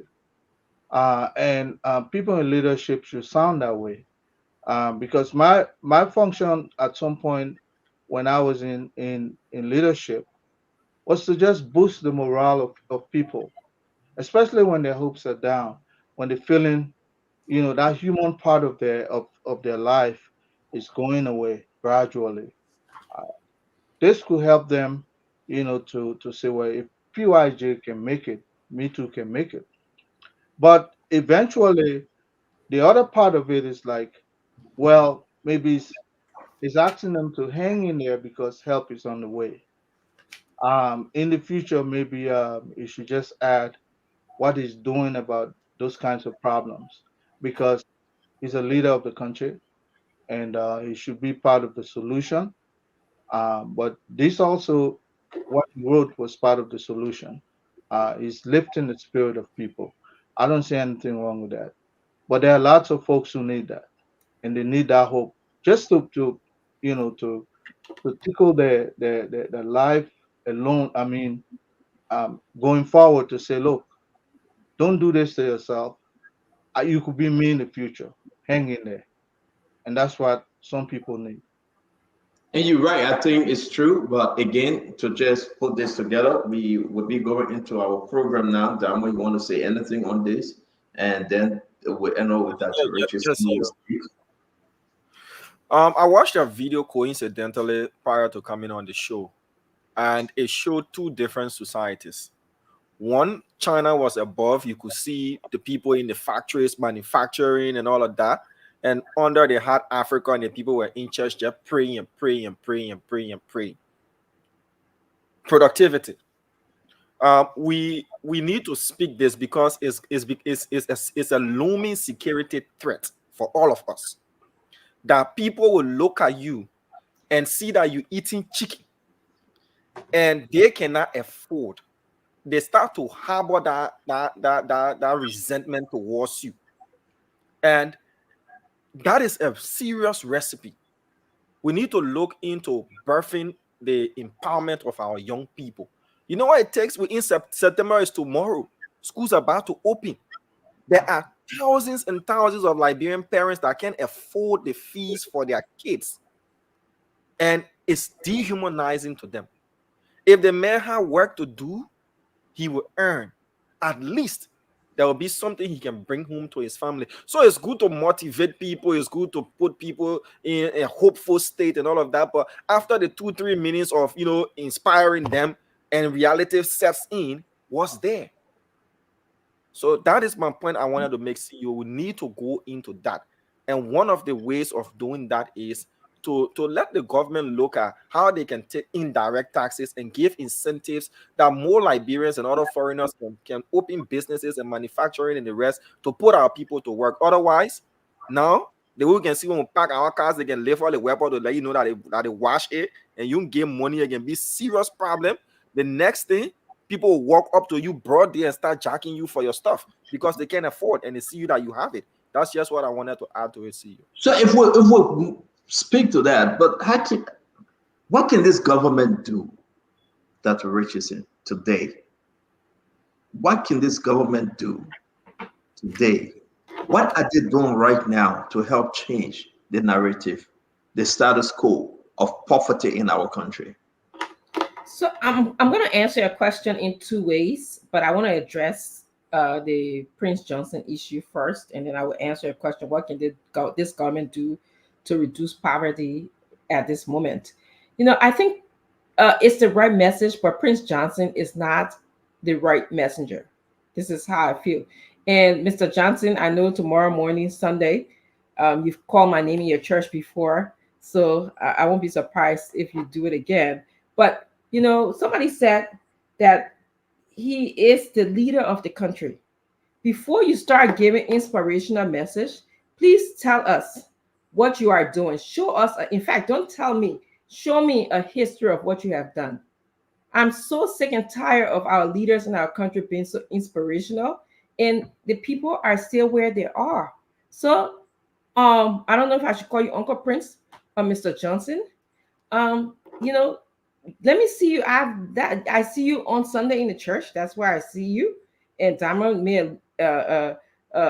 he alluded to us just praying in the country. Let me see you on the farm with our people. Maybe you are doing it, but let me see it. Show me how you are hiring people. Itemize our problems in the country and say, I have addressed this. So wait, count on me for a better day. Let me see you arguing in the legislature for the Liberian people. I very rarely get to see any of those things, So I'm just asking, to show us and don't tell us on Facebook. I don't think it was even the right place to do that during this condition. Now, to answer your question, Stanton, I hear that our president is traveling. I hear that he's, engaging in bringing in, machine into the country. What I'm not hearing is the president and his entourage or his key personnel. They are not speaking to the Liberian people to tell them, say, okay, this is what we are doing to alleviate the problems in the country. I hear these things are happening, but nobody is directly talking about how they are going to impact the lives of Liberians. And they have to be very specific. You have to remember now, our culture, the people in our culture, and the people in our country, they deal at a very simplistic level, for a very practical level. You can't come and speak book and we say, oh, the president traveling, the president going to Indonesia, the president going to Atlanta to this conference. How is it going to work for the people of Liberia? What is Papa bringing home for the people to keep the coal pipe boiling? The Liberian people can say, Ellie alluded to that before in one of her speeches, So that's what I'm asking. So I think he needs to communicate and draw a direct relationship to what the people need to do to make their coal pipe boil in the country. Thank you very much, guys. Let's start our show. You want to say something, Eduardo? Yeah, that question, what you just asked, I want to answer that question too. What can the president do today? Right? And not the question out that phrasing. Correct. Give me 1 minute. Let me tell the president to do today. You can pull 50,000 men to work in the next 365 days. This is what the president can do. This is on our constitution. It's entirely legal. The country is in an emergency. The president can declare a moratorium and say, listen, we are in an emergency. I will suspend payment to anybody above $3,000 for the next 12 months. And this is what I'm going to do. We can generate $60 million just by that simple comment. And this is what he can do with the $60 million. Take $10 million. We buy 10 fishing boats. You can buy a decent quality fishing boat that can take about 300 men to sea for $250,000. You put it in Cape County, you build massive cold storage warehouses. That alone will put 5,000 men to work. You take another maybe $20 or $30 million. You hire 10,000 men, pay them $150 a piece to fix the roads across the country. You buy sledgehammers and the bus rack we put on the road, get compactor. We fix all the road in the country. Then the third thing you do, you take all the cassava in the country, you consolidate them. You take about $10 million, you buy a small size container ship. They got used one for $10 million. We transport all our cassava across the country. We send it to China. Anybody who plant cassava in the country, we will buy them. You take another $2 million. You buy the processing plant for cassava leaf. We put it right in Grand Bassa County. We take all the cassava leaf. We turn it into cassava leaf. We grind it. We package it in there. We send it to America. We are talking about $200-300 million income in the span of 3-5 years. That can be done today. On the contrary, yeah, go ahead. Shaking your head. On the contrary, they are going to pay all domestic debts. So they are allotted $30 million to pay domestic debt. And let me tell you who they're going to pay. They're going to pay people who they've been owing. And Dwalu, you can start a company now and they'll consider domestic debt. They give you $5 million and they take $1 million back. So your idea is completely out of this world and it's not coming to any reality as far as concerned. Are there genuine ideas that could actually put money into the pockets of common Liberians? Yes.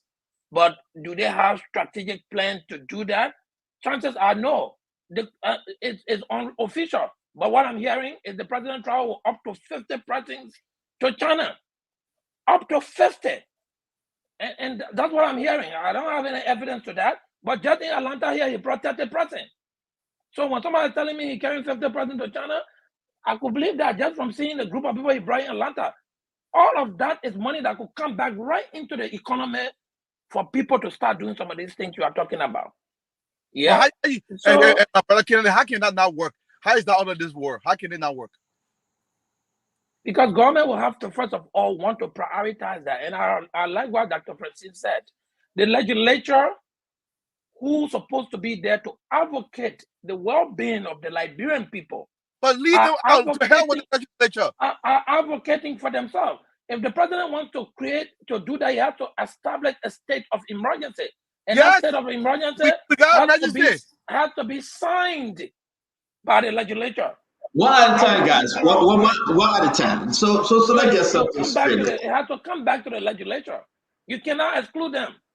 They are the people. The legislature is the people. Yeah, no, be there. So let's get something straight. You say the president travel with how many people to China? About 50 persons. 50. Seriously? That's the information I'm getting. I can't justify it. I don't have their traveling tickets. So you cannot confirm that information. Absolutely not. Okay. We couldn't confirm the information to Atlanta, Georgia either, right? Of course. Stanton, it's all from the same folks who are on the delegation. They are the ones speculating these things. But did he carry 5 persons? I'll bet no. It's not 5. It's more than that. But could he have carried 5 persons? Could he have carried 5 persons on this trip and meet the purpose of the trip? Yes. 5 persons could have gone in this trip and met the purpose of the trip to benefit the Liberian people. But I can bet you almost it is not 5 persons he carried. So the big travel, big government travel is also affecting the economy. Brother Kennedy, Mr. Kennedy, do you believe we are in a state of emergency in Liberia? I do believe that. Do I have the power to declare the state of emergency? The only person who has the power to do that is the president. Yeah. The president under our constitution can declare a state of emergency, but it has to be ratified by the legislature. He can push that. So the legislature will have to see whether we're in a state of emergency, because or else after a certain period of time, I think it's 10 days. After 10 days, the legislature will reverse it. Okay, let's talk about the issue. Let's get to the conversation. And you guys were talking about yesterday. We discussed that LTA folks going home, their commissioners, especially the chairperson, going with $15,449. $15,000. And yeah, we are talking about striking poverty in the country. They just cannot deny or confirm. We asked Patrick Horner. Patrick Horner said, I never came on the show to talk about how much we are making. And if you watch the show from yesterday, you will understand that indeed, let's set something straight on this amount. They didn't change anything. There was nothing in the letter of appointment or nomination by President Bwaka to say go there as acting and change what each commissioner was making. That's what Patrick Kona couldn't answer. So what Edwina Zagba was making, that what Abdullah Kamara will be making, period. He's not going to change it. If he changing it, you got to follow the format, and I want you guys to understand. So we can confirm that Abdullah Kamara is making $15,449. We can also confirm, when we raise the issue about Abdullah Kamara, I beg you, Damo, can you put a picture up again, because apparently somebody took them down. So Abdullah Kamara, we discussed this issue. Some of you, I think some of you were absent yesterday. We can confirm that indeed that money was sent to his account, this company account, this company money, this Liberia Digital Transformation. All day we were talking about, it was sent to an account called Tamba. That's the account the money was sent to. This is Abdullah Kamara. He's the chairperson. And that's the account it was sent to his private account, that business account of his. So while we speak on these different issues, it's kind of concerning that we will sit there and try to change it and try to make it look better. But again, it's like we're going right back into zigzag, some form, some shape. I confirm this thing. Let me come to you, Dwalu. He's making $15,449 every month. And this is the same individual that cannot give account. The GAC report will be up on Tuesday or Wednesday next week. A lot of people say we should wait for the GAC report, the audit report. It will be out on Tuesday. The exit meeting has been taken care of on Tuesday. They will release it. Information reaching us. It's troubling. So let me hear you. Stanton, let me say this. Mr. President, no country has developed by the leadership being passive or timid. We have to a calculated degree of force to that country. If you pass a state of emergency, if the legislature want to block you, have a press conference and say to your people, this is what your legislators are doing. I want to do this. The people will hear you, Mr. President. But I would say this, Stanton. This was my intro. You are not here today. There is no justification in the world for anybody in Liberia to make more than $3,000 a month. That means nobody, I don't care if you want to school in heaven. That country does not have the money to pay people that kind of money. Now, what has LTA contributed to the Republic of Liberia for which 5 men and women, make $1 million every single year? It's like you become an LTA commissioner, you hit the lottery without trying. What kind of special school they went to make that kind of money? There is no justification, but they will keep saying, but I have a medal. And this is the most naive justification that I can ever hear.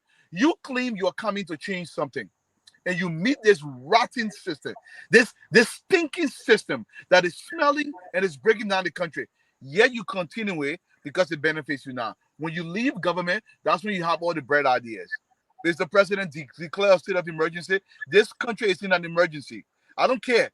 If they don't want a job, they can leave that job. This country is in an emergency. These men must go to work. This is the only way you put it to work. There's no country that has ever developed without a calculated degree of force being introduced. Legal force. Introduce it. You have the powers. Put our men to work. And let them put them go sit down. Legislature, what are they doing? Send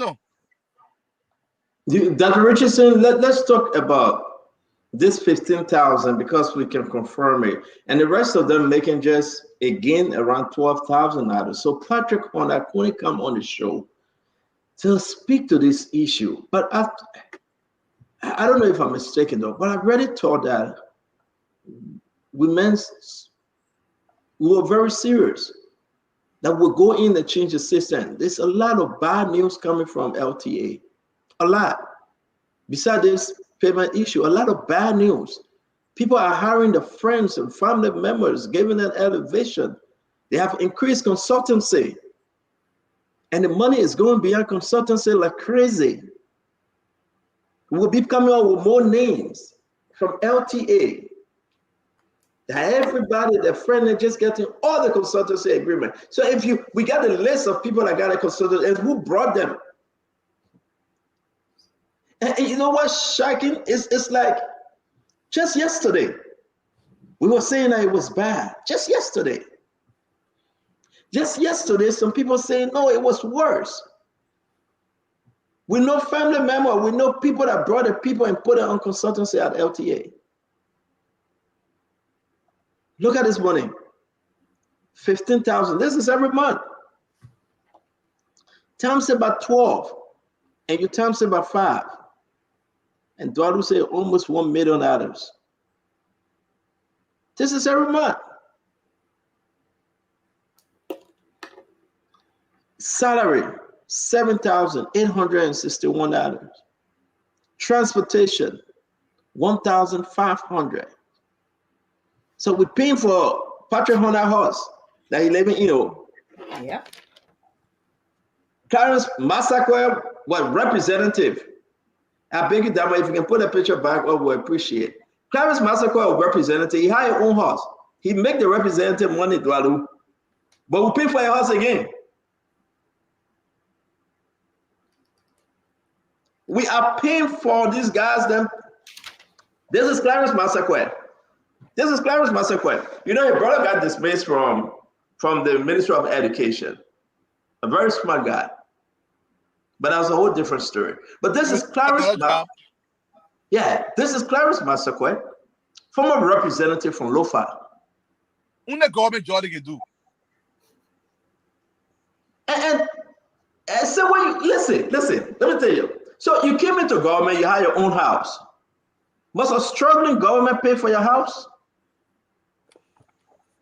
I mean, Liberians, we gotta wake them up. That's what Rich is saying.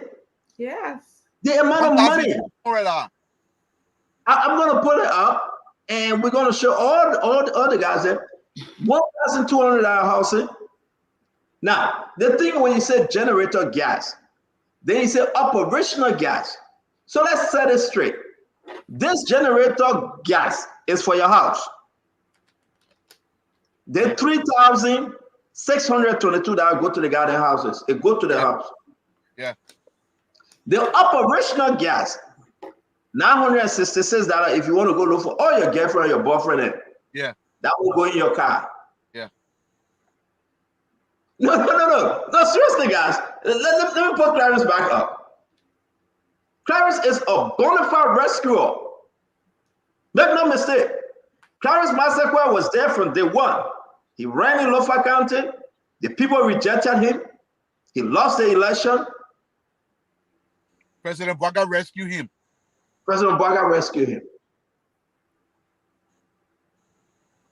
Clarence Massacre, he was so patient.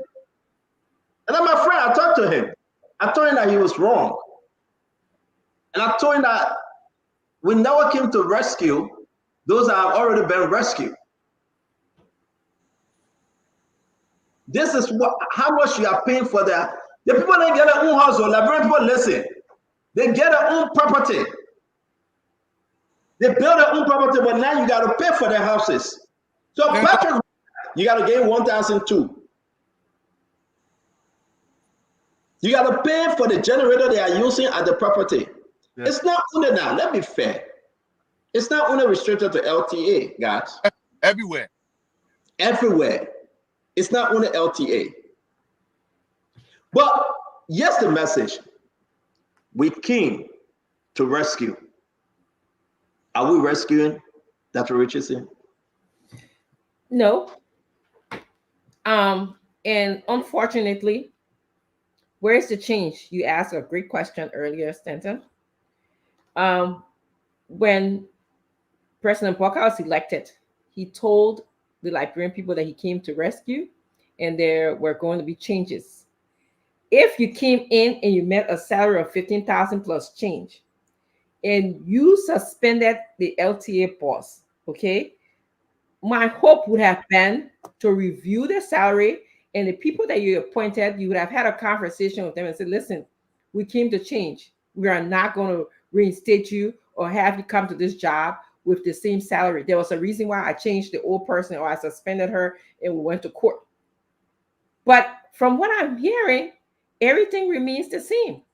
So where is the change? Where is the change? And I'm sure I'm not the only person who's asking this question. And you had a great layout. If I have to pay somebody for, after I give you about $7,000, and Dwalo is so right, why would one person need 7,000? These people are ahead of us. They're ahead of everybody in the entire world. Okay, 7,000 for what? What? How have LTA impacted Liberia? How? Do we have good internet system? No. I heard people talking about paying $50 or whatever. Yeah, the internet is probably a bill. You can get it anytime you want, no matter what part of the world you are or what part of the country you are. Okay. What have they done? Even the letter that we saw, the digital company that went in, what impact did they make on the Liberian people? We're not seeing anything. So again, President Booker and his team has to show how they are directly impacting the people of Liberia, followed by, if I'm going to remove the LTA boss to put somebody there or my own people there, there has to be some kind of conversation with them. I'm not going to do the same old thing that I did before. It's called insanity. As Alexander Cummings like to say, doing the same old thing over and over and over again is insanity. Back to you, Stanton. Thank you very much. Fadiga, can you come in, please? Can you unmute? Let me say this. Stanton, I think a lot of times we get it right, but I think we sometimes misdiagnose the problem. Salary, yes, salary. There are areas that we can say salary too high, but to change those things and make those changes, it doesn't come overnight. That one. Two, the problem and the challenges in Liberia goes beyond just salary. The lack of accountability in providing, our inability to provide opportunities for people is the problem. And high salary is not stopping that. It's not a reason why people are not getting paid or we do not have enough jobs in this country. Look, there was one of our listener wrote something yesterday. He said, Fadiga said one time, he said, we will not know to what extent those guys destroy this country until they leave power. There are a series of revelations that are coming up, and by the end of this year, we will know to the extent. We just saw the finance ministry audit that just came out. As we go through the different audit report, then what we are going through right now in this country will make sense. For people to believe that there is this magic wand that will just wiggle and then all the problem will go away, it would just be an exaggeration. That is not how these things are solved. What I do believe, why I do believe that we can work on salary, but I think we are pointing our attention in the wrong direction. Because you know what? The way salary is structured, the way all these different things are structured, it has to do with the bad system that we have in this country. A lot of people feed off of one another. The reason it's easy for people to call you on this show here and say, Stanton, I got problem and something. Look, I never grew up in a Liberia like that.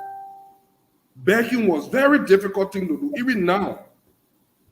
Even when I'm going through tough, it's just hard for me to just go and extend my hand. That's the kind of environment that I grew up in, and I still have that kind of pride in me. There are a lot of opportunities, there are a lot of things that I could do in this time. But I grew up in that era that it was a taboo. But nowadays, it's so fun. The people will come, they ask for daughter birthday, children birthday, daughter holiday, every major holiday, every major event. It's because of the new kind of Liberia that has been cultivated, because people are hurting, people are lacking. But if we keep misdiagnosing the problem and keep attacking those things that have nothing to do with the real issue, we'll lose sight of the solution. And the solution to this problem it goes beyond just, oh, they're making high salary, because this government guys just came in. There's no way they can just go and say, you know what, 50,000 too much for me. Just cancel the 50,000. I will take 500 home. It's not going to happen. The same process by we went through, have to go through another tedious process for it to be on. What you say? I say you scared me with the fatiga. No, can I say something? Let Fatiga finish. So it's the same, but it's the same method that I thought Dolly spoke. I've not spoken. Okay, go ahead. Yeah. So we have to be very practical when we look at the thing, and we have to be pragmatic. We have to take a very pragmatic look at the problem in Liberia, because honestly, it's not a one-size-fits-all. Thank you. Let me say this, and then Dr. Richardson will come in for us to go around. You want to say something, Dr. Richardson? Yeah, I wanted to respond to something Fadiga said. He said that salary change does not come overnight. High salary is not the reason why people are not getting jobs and paid, something like that extent you said. Okay. I think I laid out the precedent changed, and we're using just LTAs as an example because we know that this is rampant in all areas. All right. The precedent changed LTA. I asked that he should have had a conversation with the new people that he was hiring, or that and putting them in that position. They had a transitional team. From what I understand, we talked about those transitional teams multiple times on this show. The president should have known what salary these people are coming with, and perhaps inquire about how can I reduce the salary of the people to bring in my own people that I want to do some work. He should have had conversations with these people. Yes, salary may not change overnight, but it can be done. What happened to executive order? He could use his power to do that, to change the salary of the people. They're doing the same old thing. Steno just said yet to us, they're doing the same old hiring practices where they are bringing in their family members. They are utilizing consultants. Okay, they retaining the salary. So what changed? Everybody going to work. I asked Patrick Hanna a very important question. I asked him a very important question, and I don't think he answered yesterday, but I just let it go because Steno said he advised me that I should, if the people don't answer the question, they can answer the way they want to answer the question. So I'm just like, you don't just go to a job, Fadiga, and you know the system, and just sit there and take in income and don't bring in any change. So I said to him, I asked him, when you got on the board, did you ask questions as to the reason why you're on this board? Why is the board being audited? What your expectations are and stuff like that? He never answered that. You were here. Then I said, did you just... Can I ask you one question when you're done? Yeah, let me just ask all around. How many times in the U.S., let's use the federal system, because they have a pay grade, and that pay grade goes to labor time, education, and people get paid by grades. How many times in America have you seen people just reduce people pay because they feel that you're asking the wrong question, Fadiga? No, how many times? You want an answer to that question? Yeah, okay, go ahead. Or anywhere, even in the private sector. So I will tell the private sector that I work with. The U.S. GS level employment system starts from GS6 all the way to GS15. And they give you ranges. Yes. They have performance evaluation every year. Every year. You can be demoted and even sent to administrative leave if you're not performing. So don't ask the question about... So if we have performance review, that means the salary should stay the same, right? No. But don't compare what people are making in Liberia, the astronomical salary people are making in Liberia, to the United States that has over $5 trillion just in budgetary allocation for a country. So what the argument people are making here, Fadiga, if that government said that it actually came to be the one to change, you should not be doing the same thing. Dwalu said you should call for a state of emergency. You cannot just call for a state of emergency. Yes, you can. What the president could have done and look at this high salary and tell them, all the head of agencies, we're going to cut you down to a $5,000 flat. If you want that job, you can take it. You don't want it, you can walk away. And if they pick that money from the very heads of agencies, Dwalu, you can actually put that into the economy to make, so for Fadiga to sit down here and say, cutting high salary does not affect the impact. It's not a high salary that causes corruption. Then I want to know, Fadiga, you got to the corruption in this country is we're not talking about corruption. But listen, listen, one at a time. That $750 million budget that they can't even meet. They are struggling to meet the $750, but you're paying somebody $15,000 a month. It makes sense to you? Does it actually make sense? Yes, I hear you. No, so let me just telling you that people get high salary is just what happened to people that are engaged in corruption. We are not holding them accountable. It's not a salary. It's this. Stop comparing anything in like bro. I told you that before. Don't do it. Stop comparing anything in like bro. Where America and nine they're not equal. Don't compare the two. Okay, Colonel Gray, come in, please. Let me take a bite about the president traveling to various parts of the world. I didn't take a bite on that. Madam Salif travel had one of the highest travel records in the history of our country. But at the end of the day, she was able to touch bases to a point where she sourced about $16 billion into our economy. So the issue about the president traveling, regardless of the size, will yield result or may not yield result. Then we can judge it. There's a reason why when you do a higher study, they want you to study the review of something called the review of the literature. What the history of this particular issue you're studying say? What has been the transition in various levels? Let me segue into this telecom issue. If you go to Rwanda, one of the very first and only product that developed Rwanda that you see today was telecom. So, Dwalo was talking about putting a moratorium on domestic debt. I agree. One of our politicians used to say, if you slash government overhead by 60%, you have enough money to move forward. And this is where this issue about paying people high salary comes in. So I don't beat on that issue too much. I feel that if people are getting that much pay, they should show reason why they should justify reason why they should take that much pay. Like Rwanda, if the telecom takes that level of pay and develop Rwanda the way it is, Liberia should be the same way. Otherwise, take peanuts, hold on to the position, do nothing until we change you, because that is the status quo right now. Take salary, do nothing until we change you. That culture is what we need to work on. And I agree with most of the people that say they should slash, especially if they're not productive. Stanton, let me say this. I disagree with Fadiga on so many levels. It does not take any process to say there will be no more gas starting next month. It doesn't take a process. It does not take a process to say there will be no scratch car, no more extra gas. The government not responsible for that. This is another way to steal from the people. Let me say this.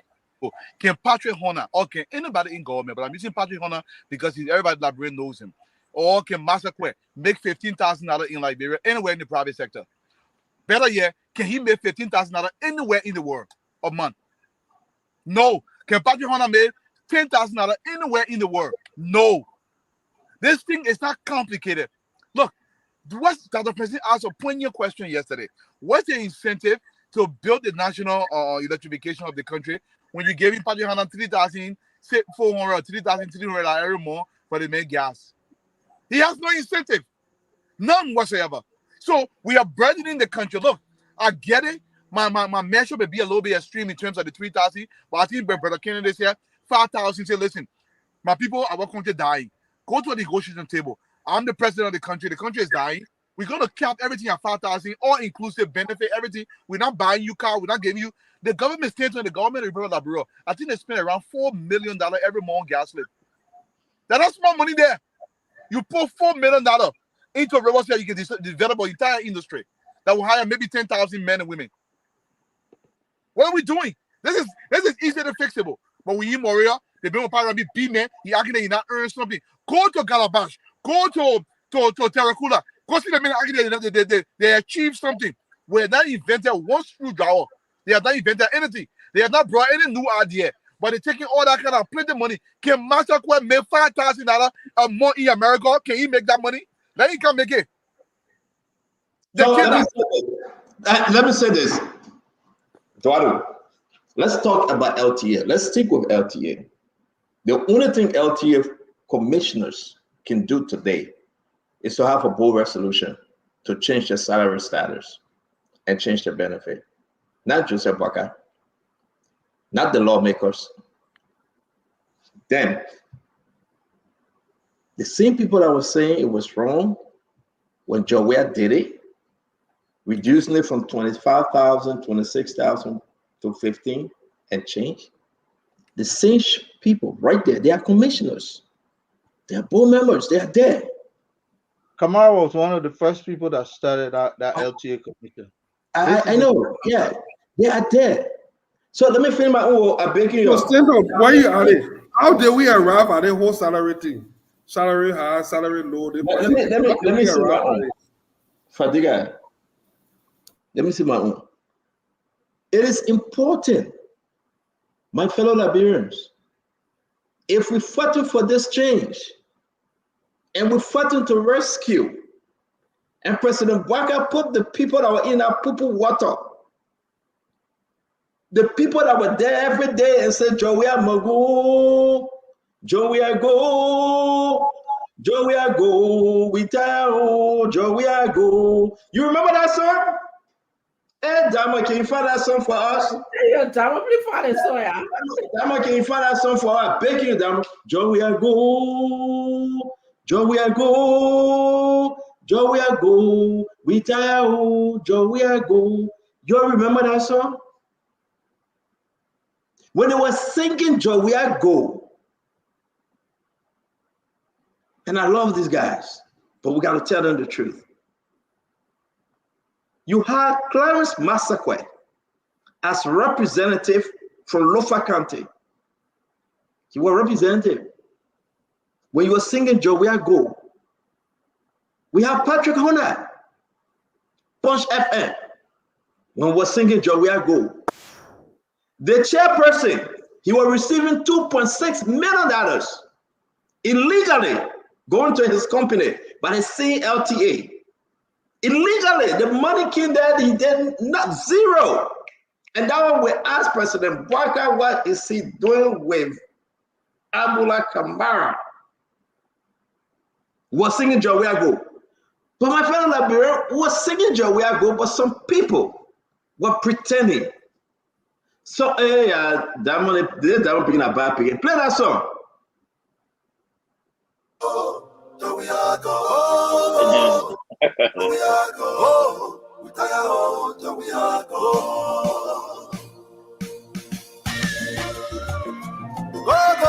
Go. Jowiah go. Favors are crying, no. Market women are crying, no. Jowiah go. We tire out. Jowiah go. So Dama, I had to take you because I want to say something. Keep it in the back. Let's have some interesting program today. 7, we're crying. That's why it's copyrighted, you know. Jowiah go. Yeah. I beg you, if it's copyrighted, I beg you, if it's copyrighted, find the one that we're doing like bro that Facebook don't know about. I beg you, Damo. We gotta play this song. The people were making $15,000 at LTA, $449. They were getting $3,622 for their house generator. Was saying Jowiah must go. LDC was in trouble. We owed 13 plus million to Ivory Coast. Was saying Jowiah must go. Amen. The market women were complaining about the high price and high increase in rice prices. 25 kg, $21, $20, $18, $25 was saying Jowiah go. You can tell the rest of the story, folks. Then we say we want to rescue. Clarence Massacre, he was representing the people, one of the districts in Lofa County. Clarence Massacre said, Jowiah must go. He said, Jowiah is tying me. I cannot perform my work. I cannot do for my people in that district in Lofa County. Jowiah must go. He said, Jowiah must go.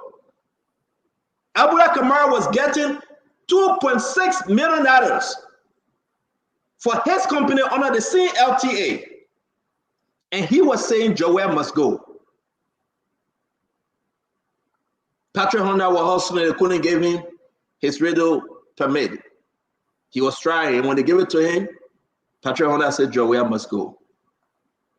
What a lady named Damo? I always forget her name. Angela Bush Cassell, former Angela Cassell. You know her story, long rap sheet.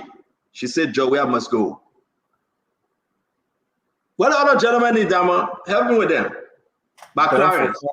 Former representative Magibi County. You know, all the representatives there, he from Magibi. He said Jowiah must go. They can't do joint private shelter. Let me let it tell you about. They post them on top. It's time to play the song. Now, fellow Liberia. The reason why we said Jowiah must go, it was because the LTA folks were making $15,449. USD. And we were so mad. United States dollars every month. And this is a flip over from Jowiah administration, right? Jowiah reduced it by 6,000. Okay. And they were saying Jowiah must go because Jowiah said we'll not keep it to 21, 22,000. We will bring it down to 15. You'll do all the numbers and you're going with this one. But yet instead, we need to rescue Jowiah must go. But Paul Kennedy, the acting chair, this guy, he was the one receiving almost $3 million for the program. A program that they call Liberia Digital Transformation Project. Wow. No head, no tail. Today, the other report will show that he cannot, he will not, he shouldn't. There will be no way that President Baga keep in there. Not under the God good heaven. No way. That he tell the Liberian people what he did with the money. And Duadu said he must show, clear, he must show paper. Not World Trade Center. But yeah, my story, I'll finish with the one. Jowiah go, Jowiah go, Jowiah go, we tire, Jowiah go. 7-7 are suffering, yo. Market women are crying. We tire, Jowiah go. Guys, it's serious. This is not a joke. Where is the Patrick Honda that was saying we must bring change to LTA? Where is the Clarence Massacre that was saying we will bring change to the country? Where is Angela Ben Fofana that were championing the cause of bringing change to the, where are these people today? That the family members, we got the list, they're good friends, they have given them the job, they have given them consultancies in millions of dollars, they are all acting. And Duadu, you said something. They went in acting, but they're getting the proper salary, the proper benefit, the proper everything. Somebody take it away. We got a lot to cover today. It's after 6. I don't want to do this. There you have them. We will call their name. Ladies and gentlemen, if you're on by way of radio, we call the name. You got our friend Patrick Honor. Again, he going home. He get his $3,000 fee for a generator. He get his $900 for his car. He walking away with between 13 to 15,000 United States dollars. Jowiah must go, man. Jowiah have to go. We cannot change it. Jowiah must go, and Jowiah left. Clarence Massacre and his former colleague Ben Fofana, they are good old boys. They're back on track. They are not a lawmaker anymore. But they say Jowiya must go. But they get in. Listen, Clarence Maseko and Ben Fofana used to make, if you put everything together, maybe around the same thing as representative. They are making a little over what they used to make as representative. But Jowiya must go. Man, the jail stuck up on Liberia. But Jowiya must go. And Jowiya left.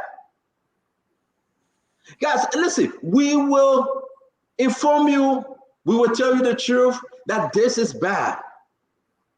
To see this. Answer that question. But Dwalu, let me give Stanton a point of information. Stanton, before President Baka took seat, he formed a JPTT, a joint commission team that went from one office to another. They sought into all of the positions. Hold on 1 minute, Paul, let me interrupt you. This was the head for the JPTT when you talk about LTA. He was the head of that cluster. How did that come out? Very good.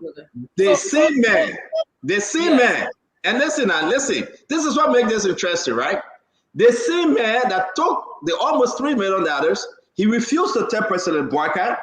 The people say he shouldn't be there because he was lying. He took the money. We got the account information.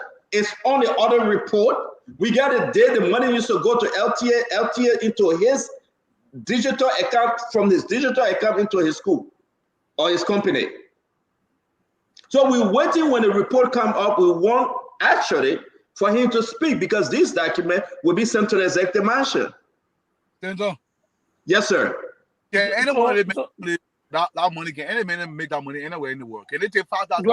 Dwalu, let me just give you information. So they sent the JPTT around. They were all busy trying to find out which office they wanted to go to. So they were taking salary information. But my point here is, Stanton, this information was created, summarized, and presented to the president.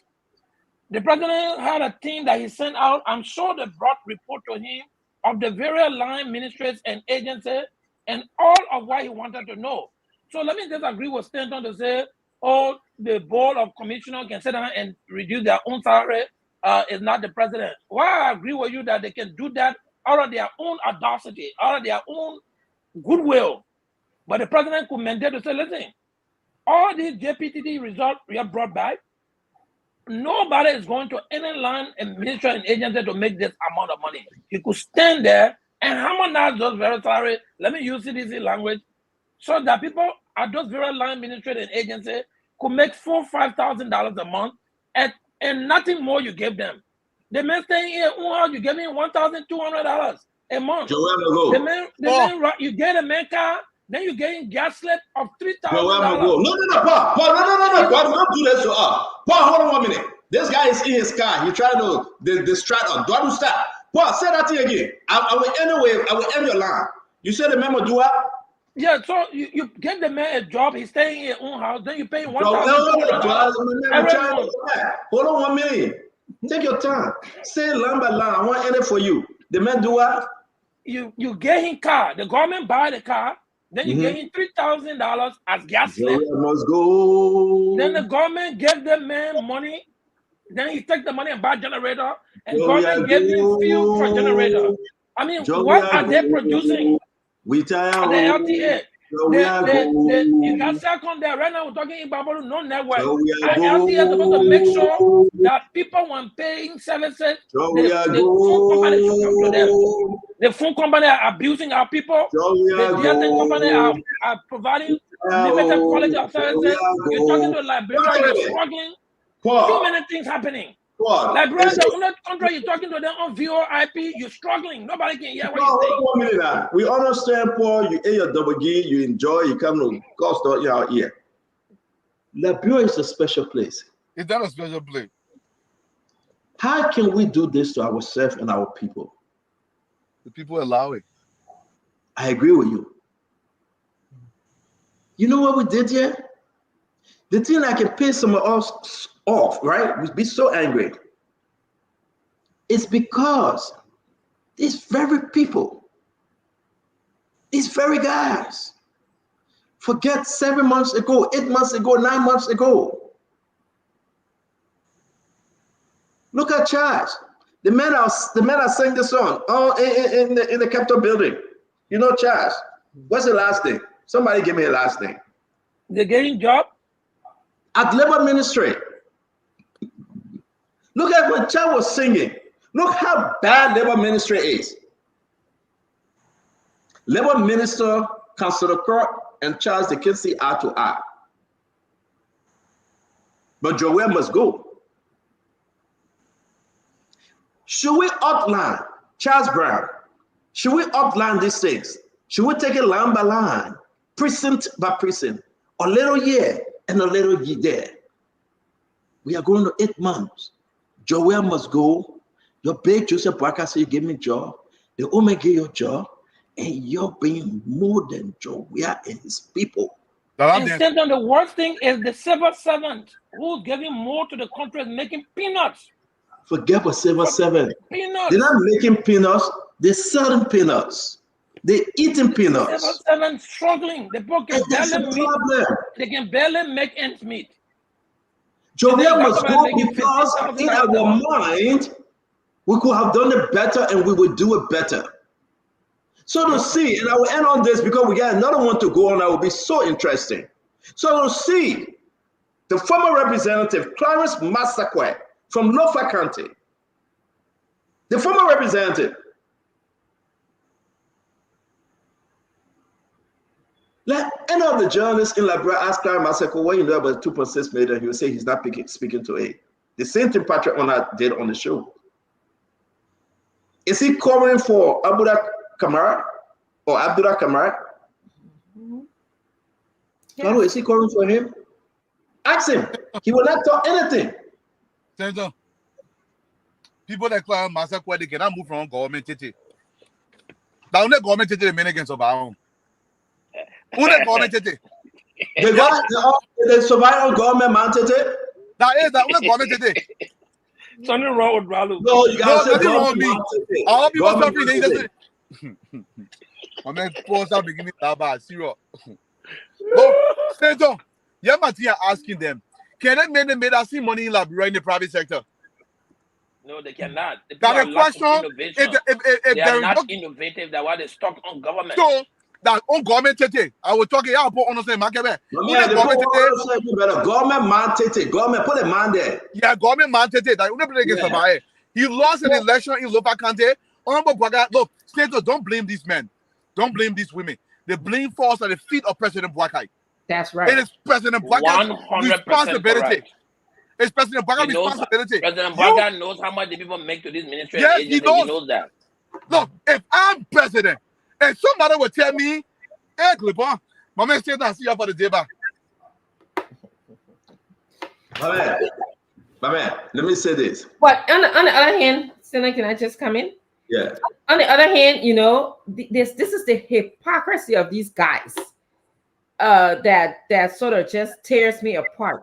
These guys, I remember Patrick Hanna talking yesterday. Oh, I didn't come to rescue these people, or I didn't come here to take money. But and I'm paraphrasing, but you know, you went there and you knew exactly how much the people are making. You have to pass a resolution to reduce your salary. Why have you not done that yet?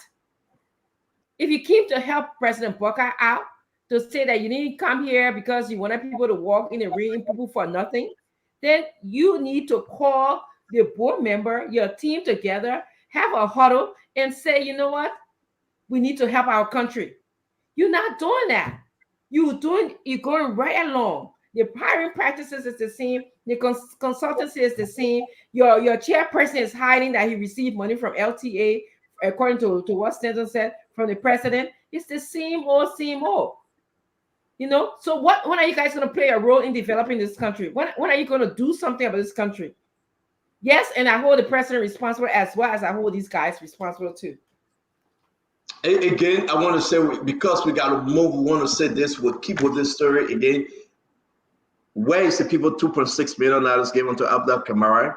This board chair, and somebody say he's traveling, he's a part of the delegation. If it is true or not, I don't know.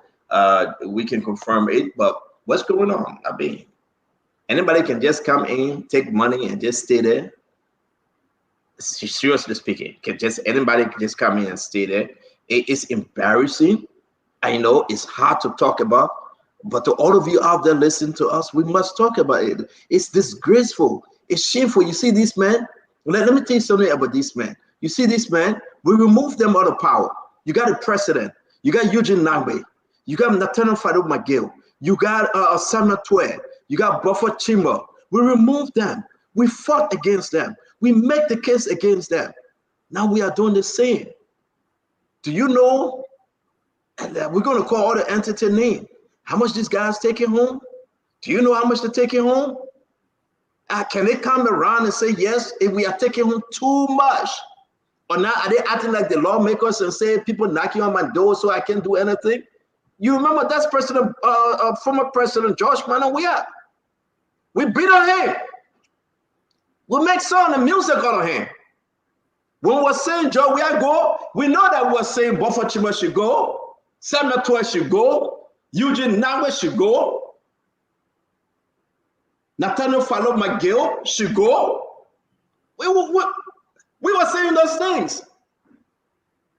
They're gone. They're gone. So what we're going to do, we're going to be putting the list of agency and entity up. How much those directors are making? The Liberian people need to know. LPRC, how much Amos Twe making? What is benefit? National Port Authority, how much Sekou Dukle is making? What is benefit? Liberia Water and Swore. Oh, let's talk about how much Mo Ali is making. What is benefit? Let's go to the finance ministry. Let's go to the justice ministry. Let's go to the executive mansion. Let's go to all the different commerce, foreign affairs. Let's see how much they're making and their benefit. Have they changed anything? Say it was so big at commerce ministry. Mawani Diggs were making this much. Is Amin Bola making the same thing? Say Mawani Diggs were taking home the stamp to give you RPD. Is Amin Bola taking home the stamp to give you RPD too? Say it was bad that only one person might have a steel factory on Mawani Diggs. Is it bad today or is it a continuation that only one person having the RPD to bring in steel? Say it was so worse that only one person can bring in sugar.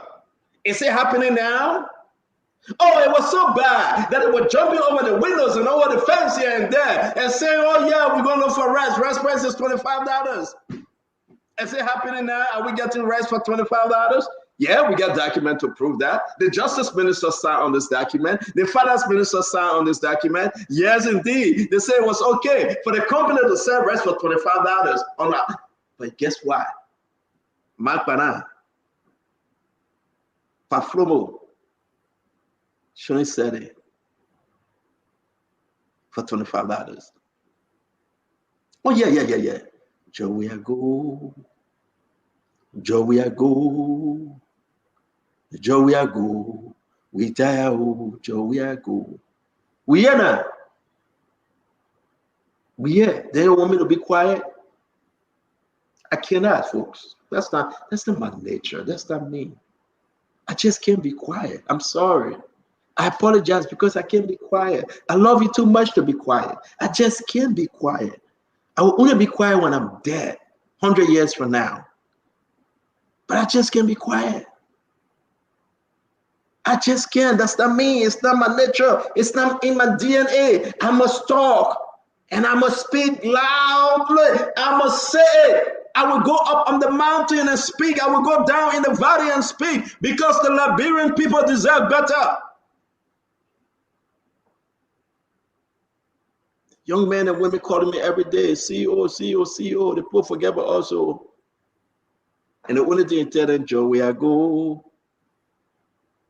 We hungry, oh. Joe, we are go. Our children in school for you. Joe, we are go. We tire, oh. Joe, we are go. The guy in the BB car, oh. Joe, we are go. The people taking money for social security, oh. Joe, we are go. We gotta remind them. We gotta remind them. Joe, we are go, we tire. Oh. Because you know why? We'll make a better decision next time. President Joseph Yema Boakai must act. President Joseph Yema Boakai must examine and re-examine everything that is happening in the country. Not that we want Joe back. I will fight Joe again. But we don't want what we find ourselves in. No. You take your family members and you give them a good job. You gave them good consultants. Say, Paul Kennedy, you know how many consultants? I guarantee you, the next year, as the level of consultancy fee between 2023 and 2024, you will hold your head. Because everybody, some people I know, this guy getting $3 million in consultancy fee. I can tell you the ministry right now, people then they are sucking it to the family members. Go to public work ministry and see the amount of consultancy. This LTA, see the amount of consultancy. Go there and see. The best way to do is to put them on consultancy. 625 here in the United States Eastern Time, 1025 in Liberia. I want us to move a little bit because you know what? We stay talking. We'll not stop. Damo, why are you putting this picture up, Damo? I can't take this thing now. Can you put it down, Damo? You know, Fadiga, my brother and friend, Damo, don't be doing this to me. I beg you. I'll wait till you put it down. I can't put it down, Damo. How long you will continue to embarrass Fadiga? Damo, can you put this thing down? You take the man's sleeping picture and put it on the public. No, but that's not right. This is what Damo is talking about. Let's listen to it.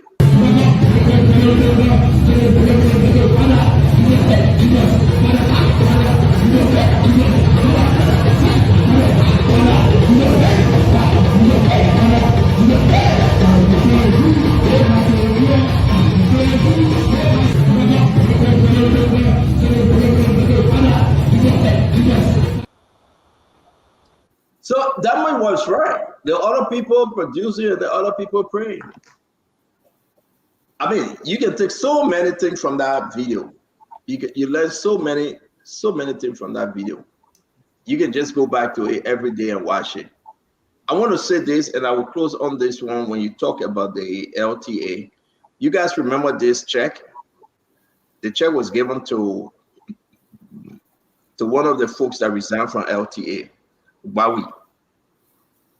August 16, 2024, this month. When we ran with the story the next day, they blacked the check, Paul Kennedy, Dr. Richardson. You know how the check was given to him? And we got to be careful.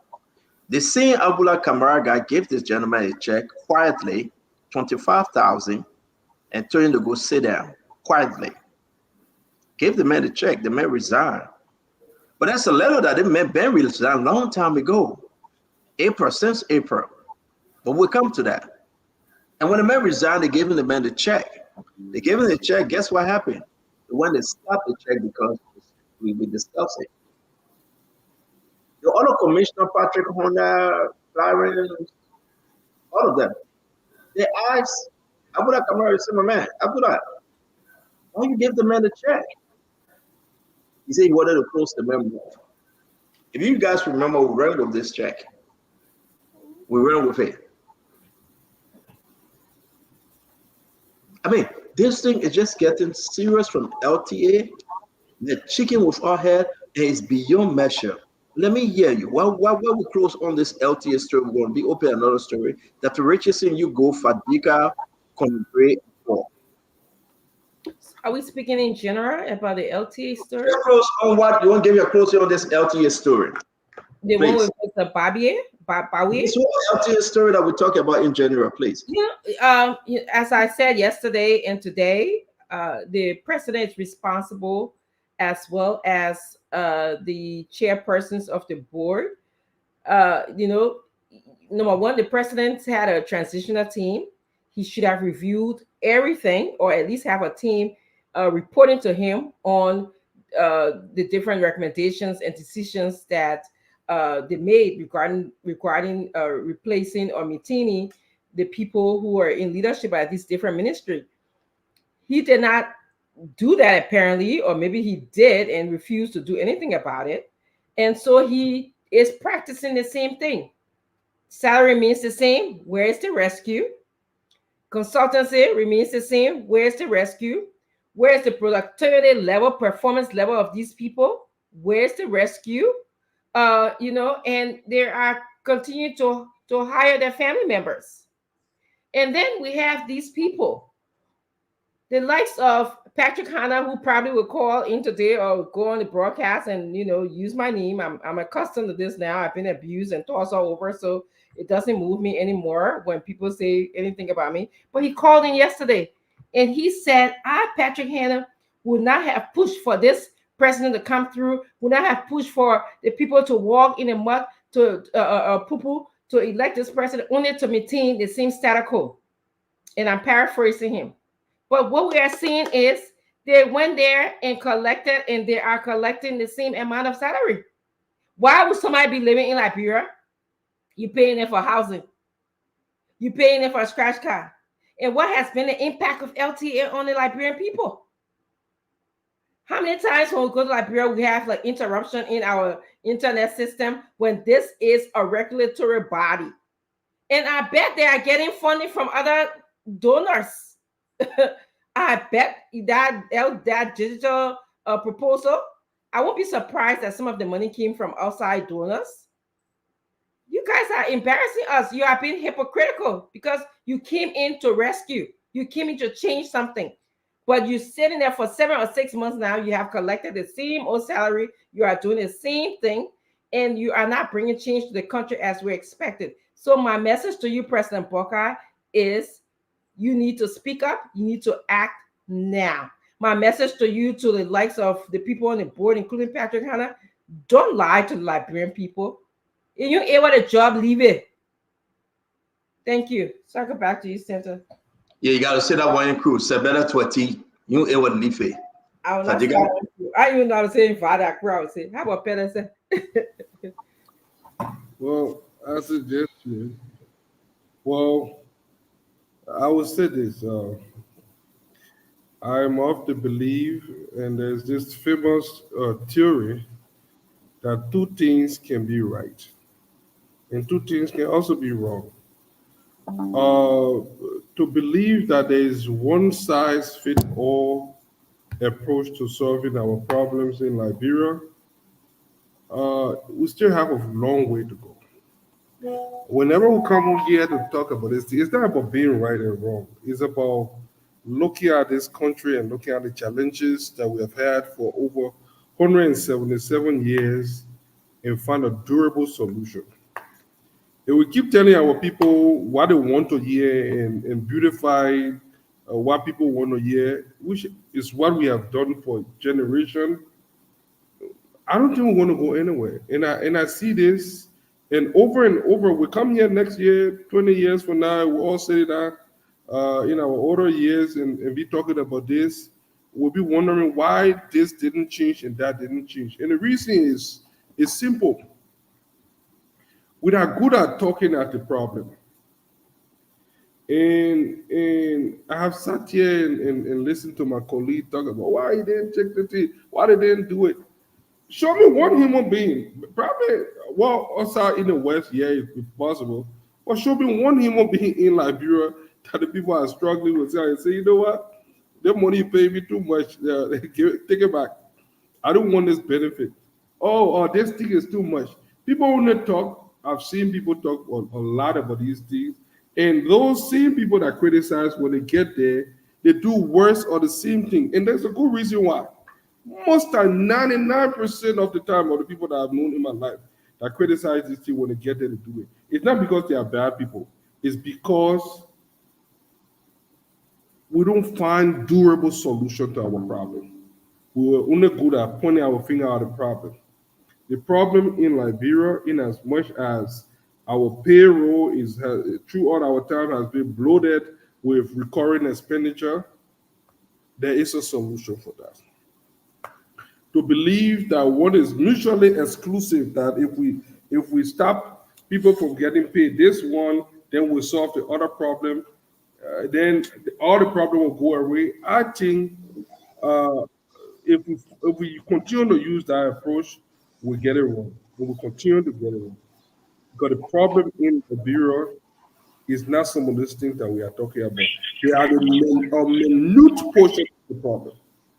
They do not even put a dent in the problem. I've seen several things. Look at helmet. I'll give 2 examples. Don't be fast now. Just 30 seconds, Fadiga. We gotta go to the next. Yeah, they won't give me 30 seconds. I even thought 2 minutes. No, we just close it on the LTA thing, Fadiga. Then I will close it with Dawn. All right. Look, the LTA. I'm not working with LTA. I don't know how much they got big. It is making 15,000. Kudos to them. I hope they find time to change it or whatever they want to do or how they can change it. 15,000 is a lot of money. I don't know why anyone will make 15,000 or that amount at LTA. And some of the things there doesn't make sense. That's my opinion. It just doesn't make sense. But how we got here, that's the problem. How is it that we have this disparity in salary? How is it that people making 15,000? We need to probably go back then. We honestly have to solve this problem. How did we get here, Stanton? Thank you. How? Thank you very much. We brought us this far by faith in God, and God will help us through. We'll get out. Let me come to Colonel Elder Gray. Colonel Gray. Well, center on this LTA issue, maybe there's a reason why certain individuals were brought back. But like I said, Rwanda, the size of Wapolo County, Kennedy's County, has a projected annual income, budget for 2024 of almost 5.7 billion. It started off from ICT, information technology and communications. There are folks working with today's LTA that have held all the positions, including working with Jefferson Koji. Go back and look. We have the history of individuals coming in. If they didn't produce before, you're not going to expect them to produce now. And probably this is the we're just beginning to step into the arrest agenda. Telecommunication is a part of that agenda. Now, if people are not being productive at this start, it's going to be business as usual going to the end, because you're not going to go midpoint and say you should cut people's salary. If they should bite the bullet, they should bite it now at the beginning, so that they get used to biting the bullet. In other words, take a salary slash. If this government intends well, should start poking into some of this higher salary, this higher moment that people are taking home and producing nothing. Otherwise, it will be business as usual. By next year, we'll not be going to be talking about George Weah. We're going to be talking about the arrest agenda and President Boakai. And if he wants to grab the bull by the horn, it should start now. Otherwise, this is a false start. In my opinion, I still give him the clarion call that it's too early, but pretty soon we're going to start beating on the woods to say, President Boakai, wake up. Because you know what? When people get used to this kind of environment, they want more. In Liberia, every human being is that way. And if you tell me Abdullah Kamar and the rest are the ones that are going to bring the changes out in telecom and our economy, I doubt it, because I don't see the history going back to the first telecommunication LTA authority, where I think the Brockler guy who was there was actually fired, if not even, I think even served time for corruption. So we should go back to some of those history and see the person's performance. And for you to come and say they'll create miracle today is nothing. So let's begin to start biting the bullet. President Boakai should wake up. Otherwise, it's going to end up as one of the most hated people in our country, because so many people hope that he was going to make the difference, and it's too early for me. I'm still watching in my corner. Colonel Gray, let me say this, right? It's too early for everyone. Going to 8 months, right? But Colonel Gray, you will know your Christmas will be better by the days that comes before, right?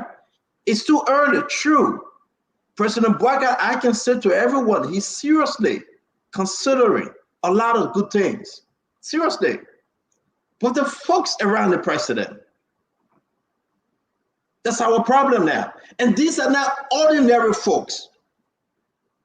These are folks that know the game, that know the system. These are B players. They knew exactly what they were walking into. They knew. They knew exactly that the Liberian people deserved nothing but the best. They knew. They knew exactly how much. Listen, Kamara, Abdullah Kamara, this guy, he was there. He knew exactly how much Awina Zagba was making. He took $2.6 million for his own company. Nothing was done. He knew. Clarence Masekwa knew. Former representative. He was going again to be represented and they beat him. The people in the district in Lofa rejected him. And he came. And he had second chance for Joseph Yimabwaka.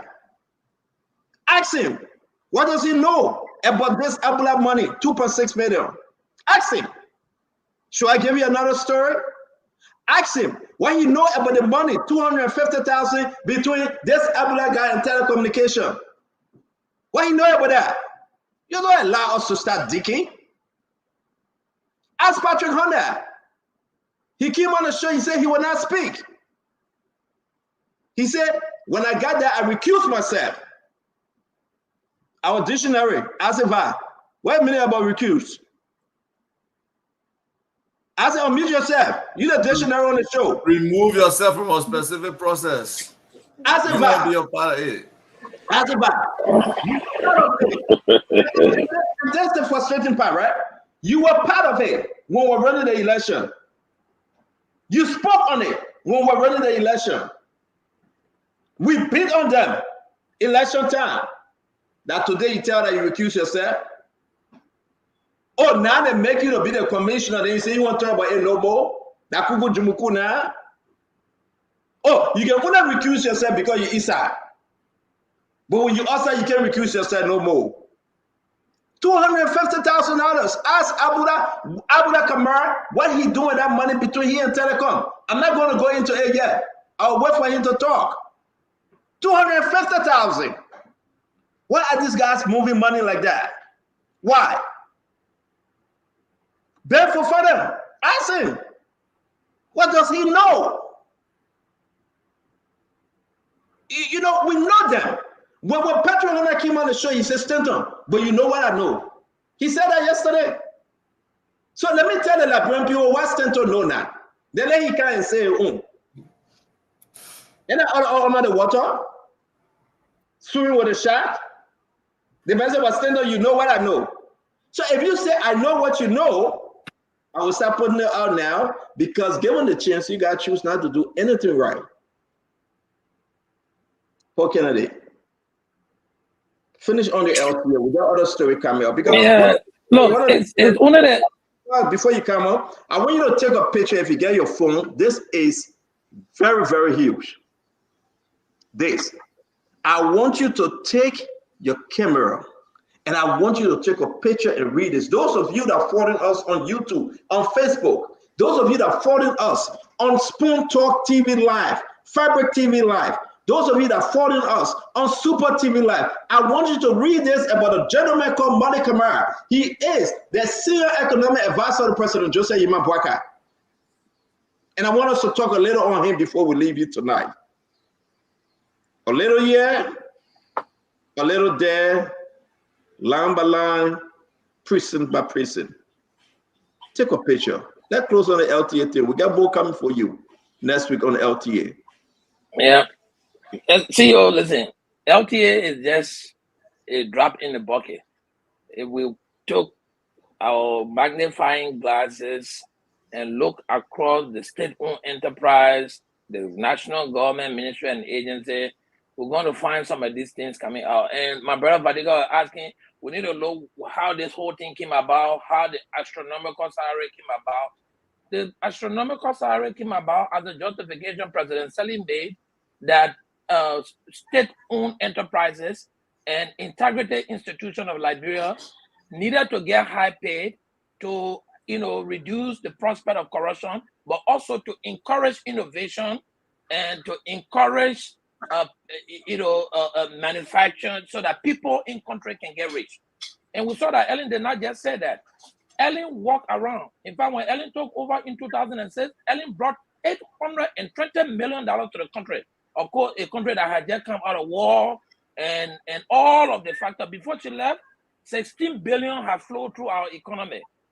Now, we are in a time where there's no money, CEO, no money. And Ellen, nobody says, since Ellen brought the people and stuff, suppose in Ellen Town making $25,000 a month, right? CDC came, according to them, they hammered out somebody's salary to 15,000, somebody to 10,000. But that was just still too much for the Liberian people. Now we have the United Party rescue government coming to say, listen, all the things that have been happening before us are all difficult for our people. We are coming to rescue them. We're bringing in a new trend. In fact, the president sat up on a good step. He set up a committee that went to every line agency and ministry to evaluate, to assess, to find out what was happening there, came and informed him so that he knows what step to take going forward. When they brought these papers, I'm sure he was informed how much people are making at LTA. I'm sure the president knows how much people make at Civil Servant. The police people, most of them don't even make $300 a month. And you got somebody saying I'm making $15,000 to $17,000 just in salary and benefit. The man is making $3,000 when he got a generator sitting at home. You're giving $3,000 for that. You're giving $1,200 for his rent, whereas he's living in his own house after paying him $7,000 already. So the challenges are there, but the Liberian people need to draw a line and come out to their lawmakers and say, listen, we cannot allow certain agency and ministry of government to get paid this amount when civil servants who are doing most of the work are not even getting this pay. And don't get me wrong, salary should be commensurate to performance. Most CEOs and director generals, they make a lot of money, but they work in the private sector. So government should put a cap on how much money people can make in the government sector. And if you want to make $5 million a month, go and work in private sector. Nobody will have control over how much you make. So my argument, Vadiga, is not that paying people high salary is wrong. My argument is paying people high salary in a government that cannot even meet the annual budget projection is wrong. That's my argument to you. And, we can all agree to disagree. In a country like Liberia, nobody should be getting paid with over $5,000 a month. Then you're paying their way, you're giving them gasoline, then you're giving them house rent. What are they producing?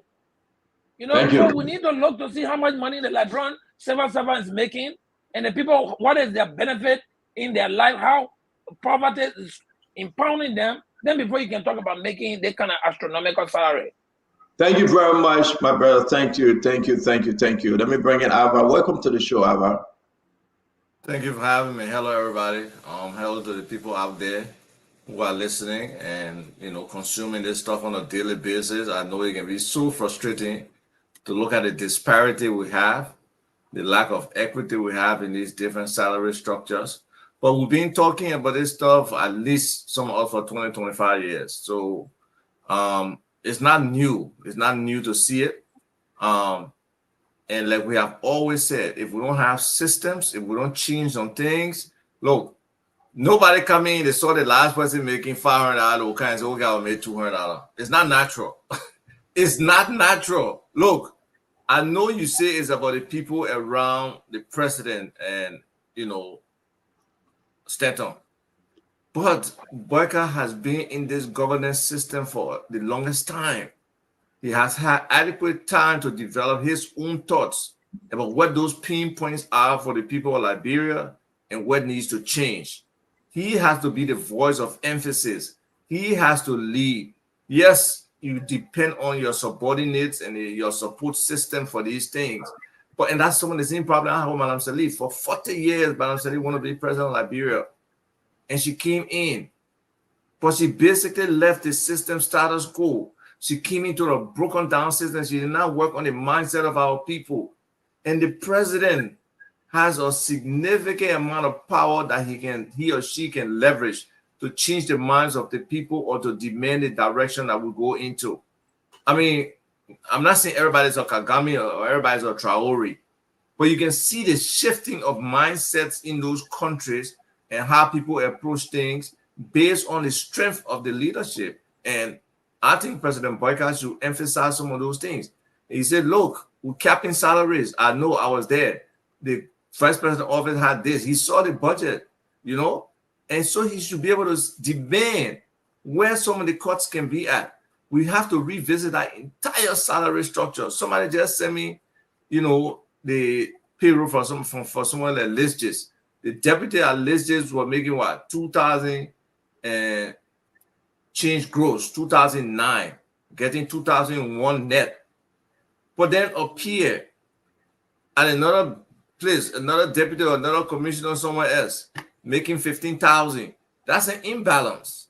So with our folks coming in and thinking that will bring the general population thinking that becoming rescue will come and change, blah, blah, blah, we expect them to do something different to make those adjustments. And until some of those adjustments are made, especially when it comes to the differentiation between the lowest paid and highest paid people, where they can try to contract out a little bit and shift some stuff around, our people will keep suffering. Our people will very well keep suffering. And then we're not creating jobs. We have to create jobs. The private sector has to be jump-started for us to be able to focus more on what we're making every day and how we feed our family than what other people are making. You know, I don't have a problem with high salaries per se, but the disparity is too huge. And sometimes it's about what are you bringing? What are you developing? Thank you. How are you expanding the pie? If you're just taking a significant portion of the pie and not expanding it, it's very negative to the rest of the people. Thank you very much. Thank you, Ava. There's a reason why the CDC government brought in harmonization and they abuse it. I think they brought in something good, but they abuse it later. And it had to shift their arguments. We'll continue with this story, but I want to leave this with you. 250,000 between LTA and telecommunication. Those journalists are out there again. I've just given you an assignment. Question: the 250,000 from LTA Abdullah Kamara to telecommunication. From now to Monday, you will hear the full story on this issue. It is concerning. Why these things are happening? Who getting the kickback? I think it's a problem with you started with in a country that you had a budget for 7 billion. It went 692 million. They went to 700 and something million. Now they had to cut it down for Kennedy. And you tell me with all the hardship in the country, one person will have 3,000 some more just for their generator. Why you can put all that money together and solve LDC problem and let everybody benefit? Imagine if LTA alone getting 3,000 and some more others. How many of them over there getting that? Imagine, look at this amount. For the home generator, $3,622. And the one in the car, $966 for gas, for fuel. Imagine. You're not talking about Mo Ali at Labrador Water and Sewer, though. You're not, and you don't know me. I let it talk to my friend that I really love. You're not talking about Sekou Ducle, Freeport. You're not talking about Amos Twe, LPRC. Amin Moda, Commerce. Sarah Besto, Foreign Ministry. Oswald Twe. You're not talking about Oswald Twe, Justice.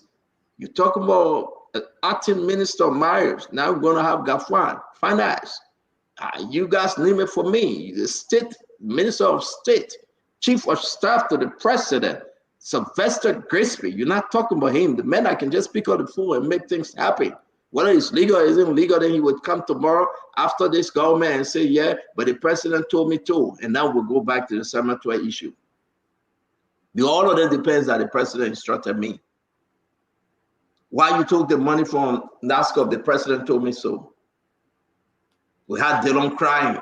We don't need him. He should be removed. We are Americana crying. He should be removed. Where did? Where that problem is going on? We put a bill on the floor. The men need to be removed now. Sylvester Graceman pick up your phone and say, Delon, you're on the trip with us to Korea. You'll never yet but be removed again. No, I'm not making up a story. Sylvester Graceman did something. Delon say, I'm the light. I'm the light. The man need to be removed. This is illegal. I sponsored a bill with Amara Conant. He got to be removed. Joseph Baga said, Mr. Senator, your name is down to go on the trip with us to Korea. Case closed. He's not talking about being removed again. Now he got a key. That's the system. That's the problem our country is in. I just want to remind you. Delon and Amara Conant, they were fighting. They say it was illegal to go to National Social Security and take the poor people money. The man must be removed. We'll open an investigation. One phone call from Sylvester Graceman. So, man, you coming to us. You coming with us in Korea. The old man going to Korea. Can't join the trip. You will never yet they don't talk about being removed again. That's the senator you got. He did the same thing on Madame Sali. Madame Sali said, my son Delon, I'm going to UNGA. Come with me. The next thing he said, they don't say not behind Madame Sali like this. He put his head between his legs. So, just our LTA for the few calls for five president is over $20,000 every month. Every year they're getting $275,000 just at LTA on few calls. LTA for their $200,000. Yeah, hold on, Paul. We'll come to that. And the reason why we are saying this thing, people got to understand. One question. I beg you 1 minute. Let me finish it real quick. People got to understand that it's so bad. It's so bad. It's very bad. You send somebody there and say, go represent us. The person compromised. Sylvester Graceman will go. The man took the poor people money. The man a bad man. Da, da, da, da, da, da, da. You're on the trip with all the North Korea. All right, I'll be there. You know what they're doing now? They forced Sarah Bessler Yanti to write a letter. She wrote a letter, kind of great. Minister of Foreign Affairs, the letter. Invitation to participate in the launch of Liberia campaign for a non-permanent seat on the United Nations Security Council. Some of them have been denied visa to come to America. So they're using this means to come to America. The full letter is there. We put it on our page. I think Dama would do that. They use it. I wish to present my compliments and pursue of the status of Liberia Bay for the 2026-2027 non-permanent seat on the United Nations Security Council, UNSC. Here's why it's so important. Madam Pro Tem, it will be a great honor for the three branches of government to be present during this auspicious launch. In this light, we use this opportunity to invite you to participate in the launch along with representatives of the committees on foreign relations and security. They didn't stop there though. They want to be so specific, bring certain people. Though they were rejected to come to America, but squeeze their name in, bring them, bring certain people. Given that the launch is targeting 150 participants, inclusive of member states, we hope that the House of Senate could facilitate the attendance of a total of 2 to 5 persons. Now listen to the last line. Inclusive of the 2 chairmen. They are so particular who should come. Man, Sarah Bessler Yanti is smart. When you honor pressure, you got to do what they ask you to do. Inclusive of the 2 chairmen, foreign relations and security. That means say that they put a letter. That Delon wrote that letter. They want to be exact. Inclusive of the 2, Mamo Cyrus and Abraham Darren Delon. You must bring them. If you can bring any other person, put it on your back, put it in your suitcase, bring them. You must bring them.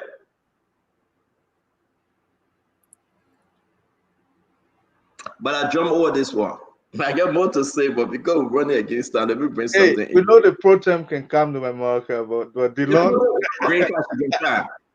She doesn't need somebody to tell the country, well, yeah, recently she can come. She got her green card. Yeah, I say it. But when they say don't come to my country and you got to force it, So now, the name on the list to come, Delon, Momo Cyrus, Augustine Che, Deba Vabla, and the Pro-Tem. Those are the 5 names they have submitted to come. 5 names. Inclusive. If you don't bring anybody, you must bring these people. This is in the chat room, and the senator, the Pro-Tem put it out, somebody put, good evening, distinguished senator. By this letter, we will have a delegation of 5 attending this event in New York. Pro-Tem, Chair on Foreign Affairs, Chair on Defense, Senator Vapala, Senator Augustine Che. Ask Augustine Che whether he was denied, or ask Dylan whether he was denied. I'm just saying ask them. I didn't say they were denied. I'm just saying ask them. So who the chairman? Who the chairman of Foreign Affairs? That moment, no, I say I would never answer that question. DeLong is the chairman. DeLong. The man is still on the list, and I'm possible. That you go. My man, but leave me. But I said the man was denied. Nobody said they don't want denied. No, but seriously, they got restrictions for these kind of conferences. My man, the only people responsible to bring in the country that your president. And your foreign and your UN representatives. That's why you got them there. So the other people that come in at the mercy of the visa they're going to receive.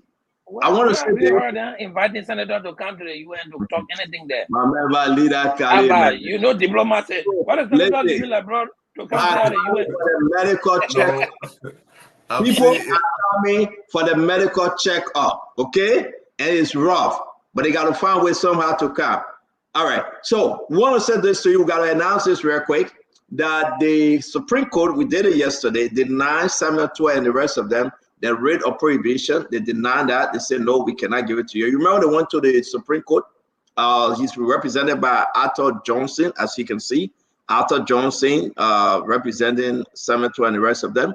And the reason they gave, they said because of NSA reason, petitioners who are defending in an action before the lower court, First Judicial Circuit, criminal accesses A and B for Mosserado County, sitting in the Augustine, blah, blah, blah. They denied them. They said, no, you're going. You got no reason, we got to investigate. Because they were saying that they did that under security money. Now, you know what? Money will be interesting. Have you seen the consolidated account? What Joya people did with that money? $98 million went in fiasco. We'll discuss it Monday.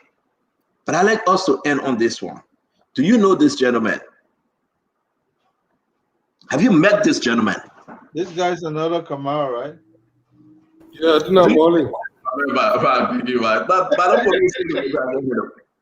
Do you know this gentleman? What's his name, Fadiga? That's Molly Kamara, the economic advisor. This is Molly Kamara, economic advisor to President Joseph Yiman Boakai. Serious allegation came up on his name from John Malu II. And this is what John Malu said. I want you to look at Molly Kamara, though. We're going to start the story today and we'll finish it on Monday. This is big. John Malu said Molly Kamara is tied to the $8 million free money that was given to the SIB Bank. Whether the money is free, we yet to confirm from Henry Samoa. He's the acting bank governor. We yet to confirm from Sajoni, the other economic advisor to the president. We yet to confirm from Sama Kofi Woods, the national security advisor to the president. We yet to confirm from Molly Kamara, the junior or senior economic advisor to the president. They need to speak to the nation. We yet to confirm from Jeremy Pierre, the information minister for the government, whether the $8 million that were given to the bank, whether that free money. If that free money, just tell that bring people. If the money is not free and they decide to just give it to them, tell them that bring people. Either or. We want rest. Wherever you want to know. Yep. I mean, we just kind of quiet. You're getting money free or you ain't getting free, you'll let us know. But this is Molly Kamara. And this is what John Boru said about Molly Kamara. Senior economic advisor Molly Kamara a key figure in President Bouacar administration, must come clean about whether he took 895,000 from SIB Liberia Limited. That's the bank that they gave the $8 million to. Now you understand it, right? The bank that took $8 million from the government, or the government gave them $8 million. When you have Modi Camara advising President Bouacar, Sajoni advising President Bouacar, and all the other advisors, Sylvester Grisby, and all of them, 895,000 United States dollars. John Madu is saying his silence speaks volumes, and it's time he tell the truth. What's the truth? It's worth noting that Modi Camara, who owns significant amount of land and property in Liberia, we're not going there. The man get it, he get it. Initially, he was opposed to the $8 million bailout, but then he quickly reversed his stand, raising serious questions about the potential conflict of interest. Is he building out himself? Now, the IMF, they are very concerned. They are asking questions. Why poor country like Liberia, a very destitute country, the situation we found ourselves in today, that we take $8 million and give it to a bank, free, and say, take it. But then everybody that took money from that bank, we are not going after them. So John Malone is saying, Modi Camara should tell the Liberian people whether he took 895,000, almost $1 million from the bank.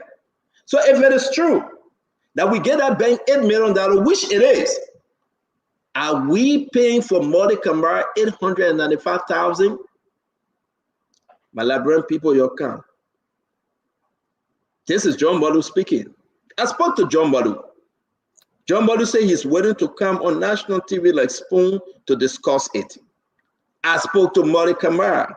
Modi Camara said he can only come by telephone. John Badu said no.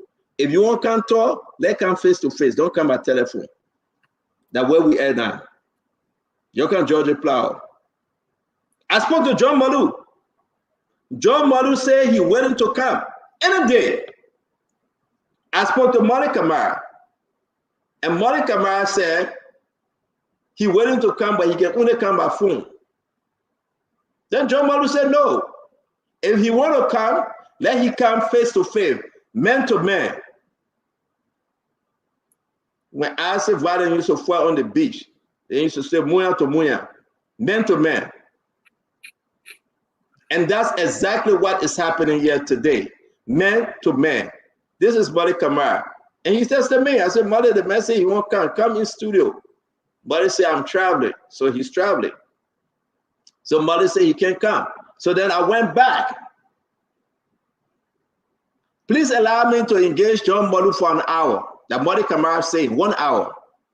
I'm ready to discuss whatever fascination he has with me. I'm ready to show how, I'm not going to say that. I want the Liberian people to know, say he won't let sleep dog lie. When I told John Balu said no. So we are negotiating. We'll find a common ground to bring both of them on. We are negotiating. Can we do our own investigation?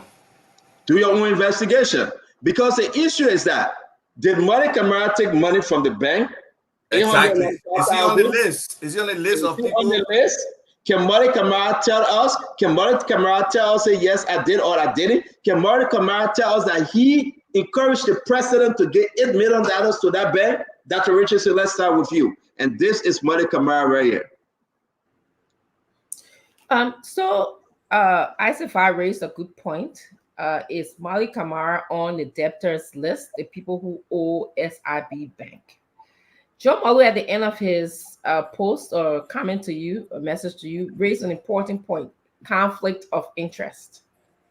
If Modi Camara's name is on that list, Modi Camara agreed for the government to take $8 million, okay, CBL, the Central Bank of Liberia, to take $8 million, money that they could have put in our school system, money that they could have put in our hospitals, money that they could have used to build our roads, money that they got used to even help with the electricity in the country.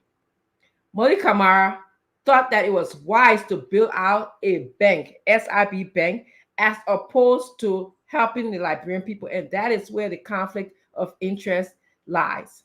He was more interested in supporting a bank than supporting the Liberian people.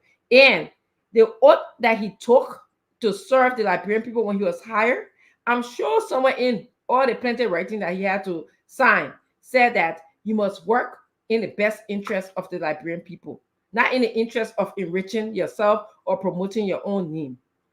And this is where the conflict of interest comes when we talk about pay for play, conflict of interest. That is exactly what we mean. So if his name is on the list, he should be questioned. What does he know? How did he recommend to the president to give the $8 million to build out SIB Bank? Should CBL be building out a bank? Those are the questions that we have to ask. So I will circle back to you, Stanton. Beautiful question. Let me bring our brother Fadiga. Brother Fadiga, talk to us on this because Modi Kamara and the back and forth is strong, and I'm in the middle yet. But talk to us. You're not know in the middle. You're on the top. You're on the bottom, and in the center. So don't say in the middle. Now you see when you're from you feel sorry for you now. When you put your picture up, you feel sorry for you. The thing here is, I would not get the Modi Kamara thing, but I will say this, and I've said this before. Look, loan is not a bad thing. Taking loan is a normal thing. We take loan all the time in America, even in Liberia. Getting loan from the bank, I don't think that's the crime. Not paying it back, sometimes depending on what happened. Building out a bank is not a crime either because honestly, it's actually a good thing, and there's a reason why government build out banks. Look, we have a struggling banking institution that is not there yet. When these things start happening and banks start closing and people start something, it has something called the contagion effects, like a domino effect. It affects other banks in simple terms. So whenever these things happen, then people have to run to the bank, called a run on. They run to the bank. Fadiga, I will interrupt you, Fadiga. We talk about this thing about Fadiga. Let you hear. Don't do the one. Fadiga, don't do the one today. We're not asking for domino effect. We're not asking for Papa's John effect. We're not asking for Burger King effect yet. The man is accusing Modi Kamara a big allegation that the only reason he advised the president to build up the bank is because he owed this bank. It could be true. It could be also be something. But I want to tell you why I believe that it is okay to build out a bank. And I'll let me finish. Then you can come in. Look, that's the reason why even in America, where people build up banks so that people cannot go running getting their money because they're thinking that the banking institutions are failing. But here is my problem with the 8 million. And I think this is where we can agree. Look, bank is a for-profit institution. While it is true that it's good to keep them afloat, it shouldn't be free. And this is where I've not understood what is going on here. And we need clarity. Because they need to look at the finances of that bank. Whenever they make money, the Liberian people need to be repaid with interest. But not just giving them, but to just already say, oh, why they get their money because they want something? No, it's the duty of the central bank. That is why they are there. Say we do not have something. They are like our FDIC here. And, they guarantee those banks. The banking, you spend $10 million to open up. That's the minimum startup cost. You have to deposit that in the central bank. SIB built pay $18 million. The bank that they took over was struggling. We have social NASCAR money in there, which are owned by Liberian. We have the Freeport of Liberia money in there. We have some other state-run institutions that have money in there. If that bank goes down, Liberian going to lose their money. Even though they have some. So Amen. Thank you, man. I just think we should not give money to bank that is making profit without getting anything back. I do not know what informed that decision, but that is something that we can talk about. And it is not late. We can still make them to pay the Liberian people back over time with interest. That's what we're saying, man. Thank you very much. We're saying if you give them the money, don't give it to them just free money. And who are involved? Let's get the list of people that owe in the bank that caused the bank to go underwater. Let's get the list. Publish the list. Don't hide it. Colin Gray. It's about Muddy Kamara and also John Madu doing the mano a mano thing. Yeah. And you know, and if John Madu accuses you of something, you know that's something he got. That's something he got. And John Madu said this guy should come on the show and he will explain to the nation how Muddy Kamara owed this bank. But Muddy said he have not taken a dime from the bank. His association with any bank in Liberia, there are two banks. And SIB Bank is not one of them. Colonel Gray. You know, John Muller is like the guy standing man in the vault. He's a trove of information. In other words, when John Muller step on a rock and the word comes out of his mouth, I will chunk you, as we say in the Liberian parlance. Definitely, you know that it's closer to the instrument he's going to throw on you. But I say this to say, Malik Kamara had adequate time to have exonerated himself. Instead, he's throwing a challenge as to, you know, the gentleman's. Dictionary exonerate. Please define that word for our people. I mean, in other words, recuse himself, as we say. Even a small children in the street can say, exonerate my conscience.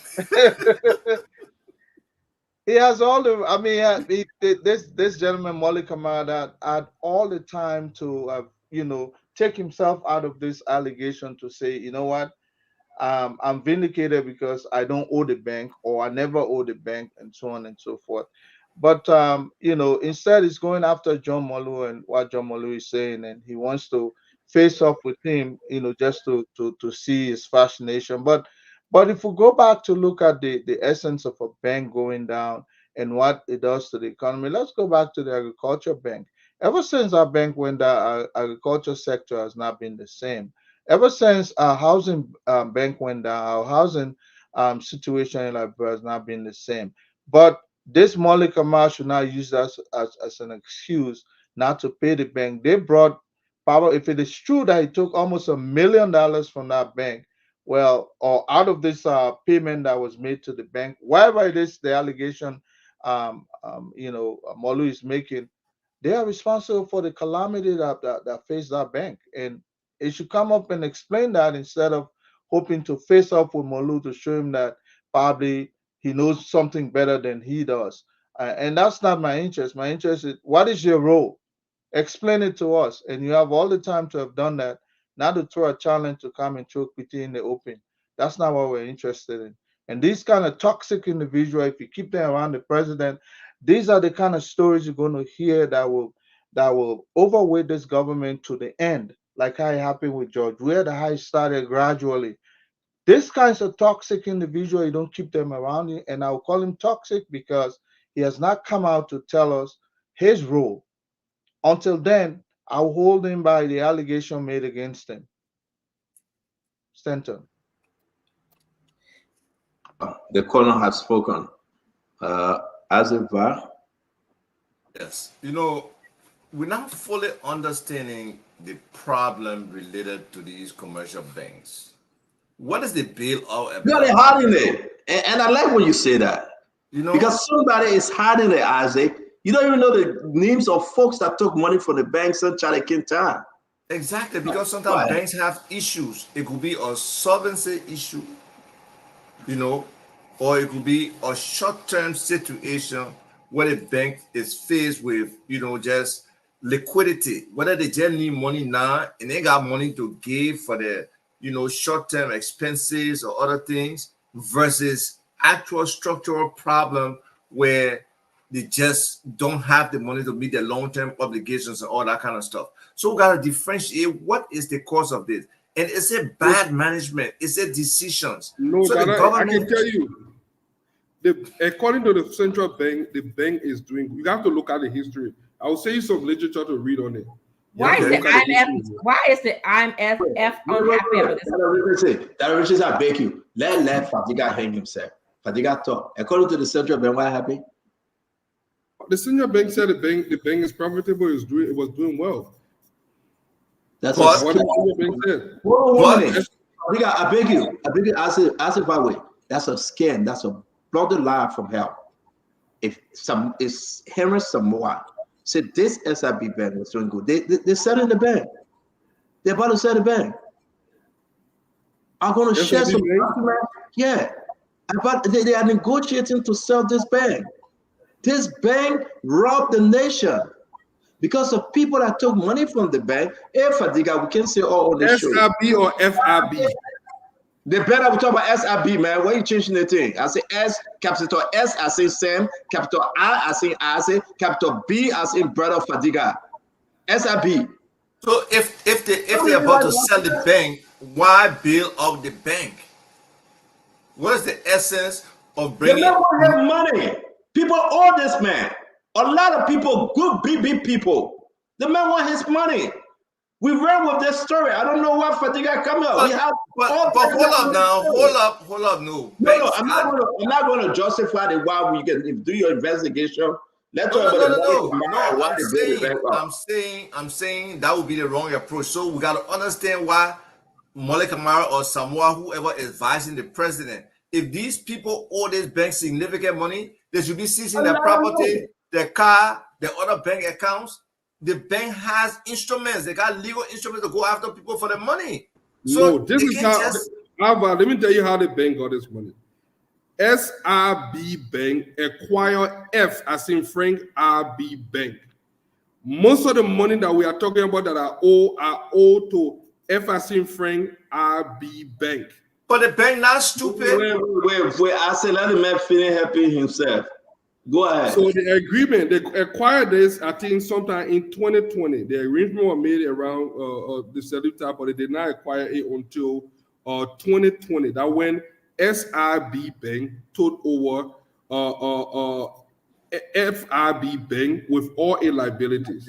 They pay up to $14.9 million over all of the $25 million that they were owing to various people, some of who are NASCO and other state-run institutions.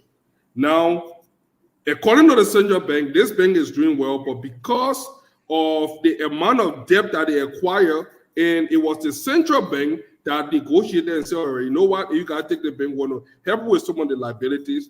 This is why they said they were paying that money. But my thing is, you can just give blanket money to people. It has to be with some interest. So that's just a brief history of how this whole thing came. Okay, so if we assume that's it, right? Why we got to go. Because all these documents were in the chat room.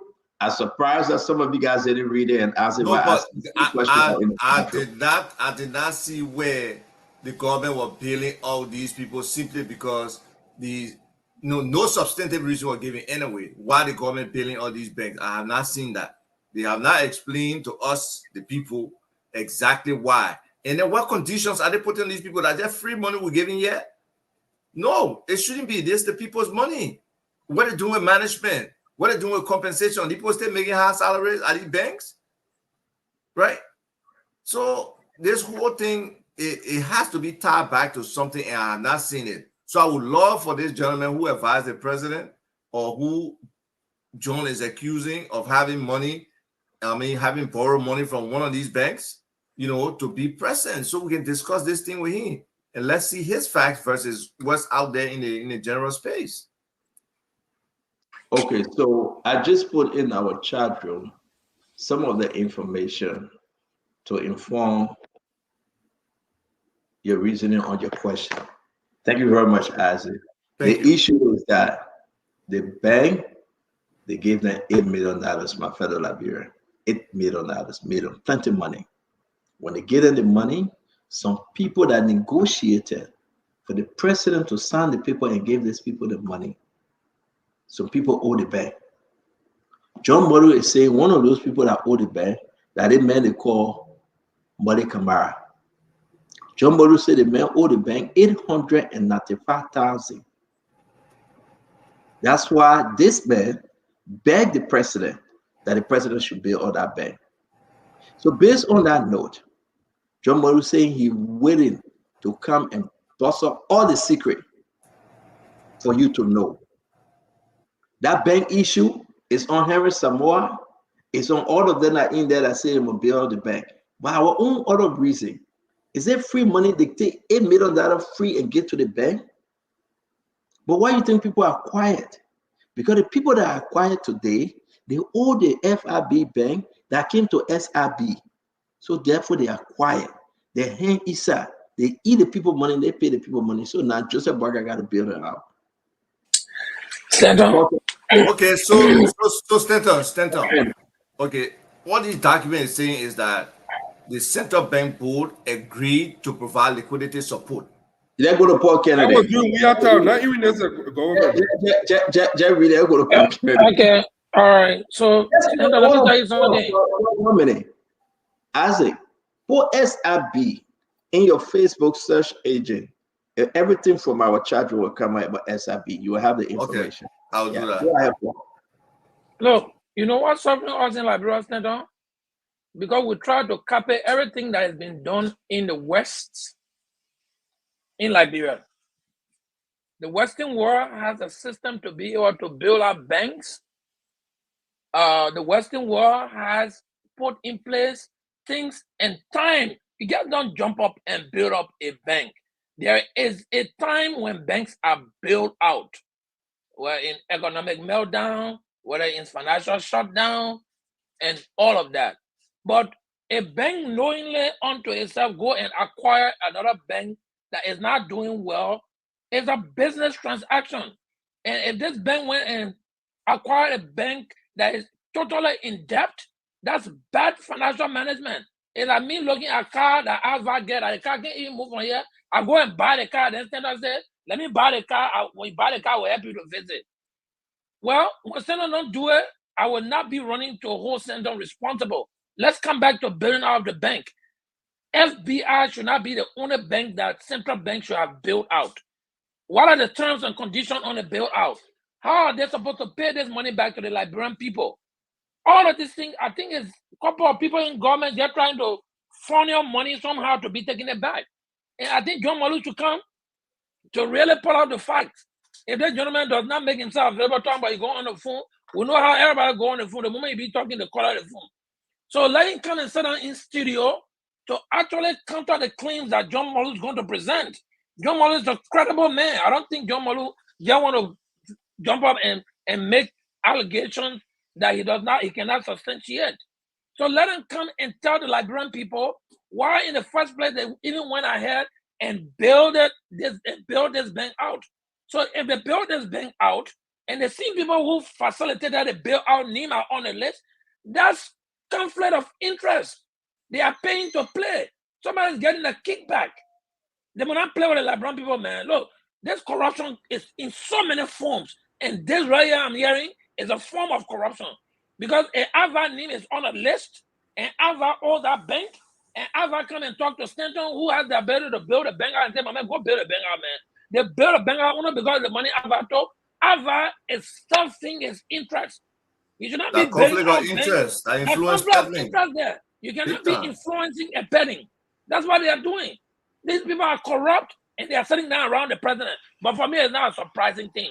I knew that most of the people who are coming to power during Joseph Parker time were not going to be any different in our country. They were the same group of crooks, and some of them have been in wrong government system. They've been even corrupt. Some of them were accused, and they're only recycling them and putting them from one place to another. I'm not expecting anything different. People like John Malu who have credibility to come and sit down to tell us what these guys are doing wrong, or else our country will continue to go down the drain because of the few of people who got power sitting next to the president continue to exploit the situation of the country, and the ignorant people will be clapping for them.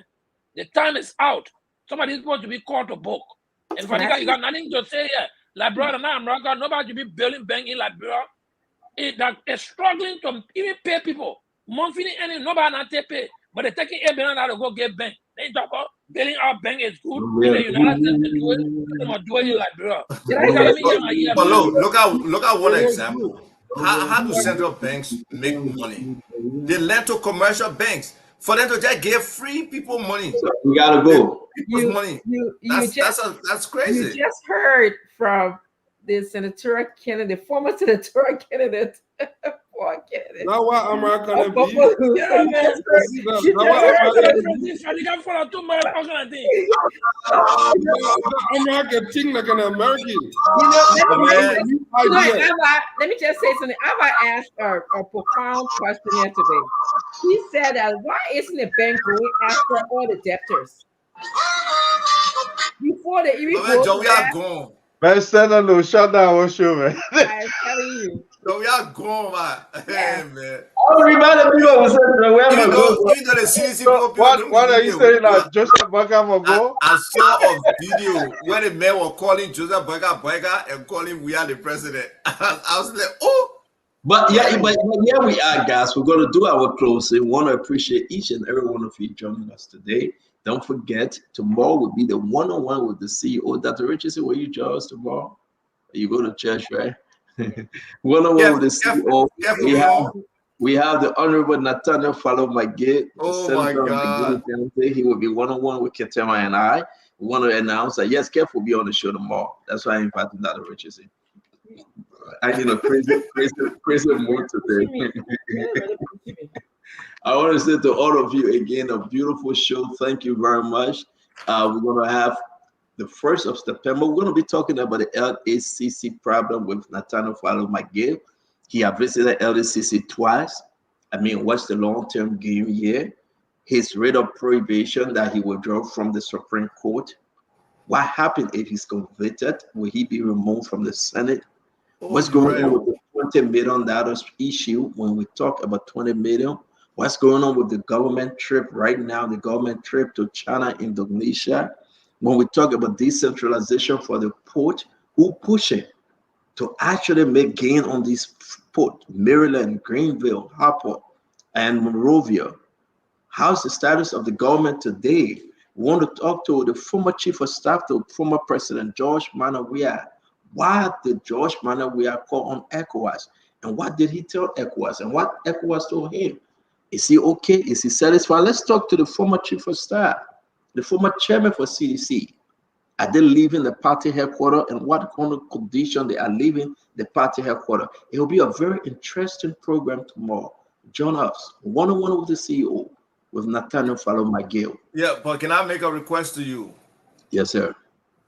On this port issue, I don't think we have gotten a professional here to really explain to the Liberian people how commercially viable the National Port Authority is and how our right to earn revenue, especially for marine services at our port, has been given basically away, and we're just getting a small portion of that revenue. So we'll come down and discuss it better. We'll bring the guys. Listen, everything get time.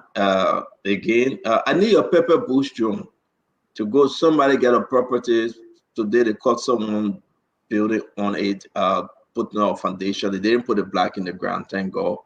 And the person sold part of the property to this young man from America. He gave his money, and they said, yeah, the property that we bought for you. The man didn't ask question. The man asked for his deal. They told him, say, listen, we'll give you the deal, but you can start building. The property is in fence. The man went there. He said, listen, we fence this place because we want to protect our grandma property. But this is your side of the property. Go build. The man gave his money. Young man, 25 years old, his wife is here. Paid for the land, ate the man money. The man started building, and the owner of the property saw that somebody laid a foundation, and all day today the man been crying. They went behind the surveyor and the person that sold the property. They can find them. Oh, okay. Yeah. So yeah, tell them to call me. We can see how we can help them. And they got the people get a property because the property belongs to the people, but the victim is the person that say I want land in Liberia and just send money there and somebody ate his money. And that's the biggest advice we have for people. Yeah, and when he went to Liberia now, thinking that he got the land, he wants to start a foundation. He dug the hole, built his little something, put his material inside, but he can't do anything because the person stole from him. And that's how terrible it is. You call, let me give this advice. You call anybody in Liberia that you won't buy land, don't send money to them. It can even be your sister, your brother, your wife, your husband have never been to America before. Don't send money to them. That's scam. And this guy is crying. Young 25-year-old man. Liberia, man, he's crying. The A lot of person people are crying, Stanton.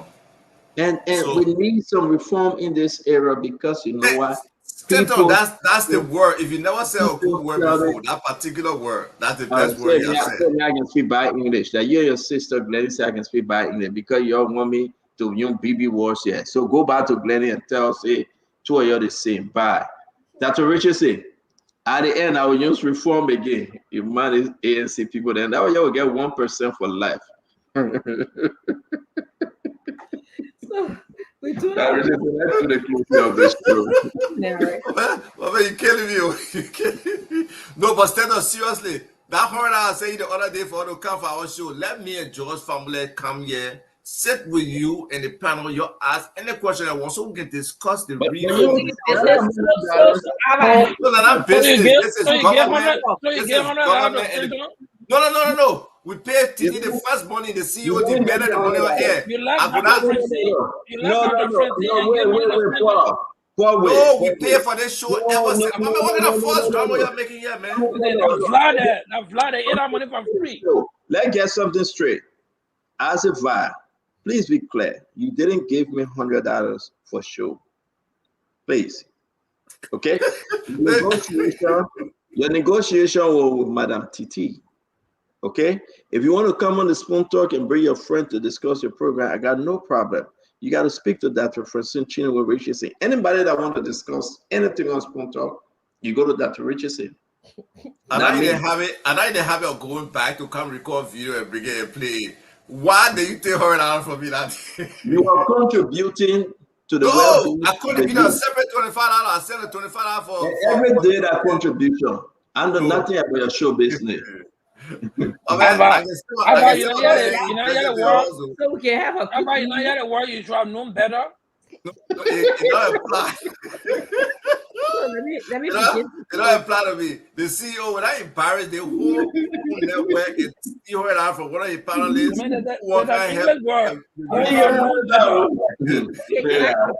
No, but seriously, Senator, you're right.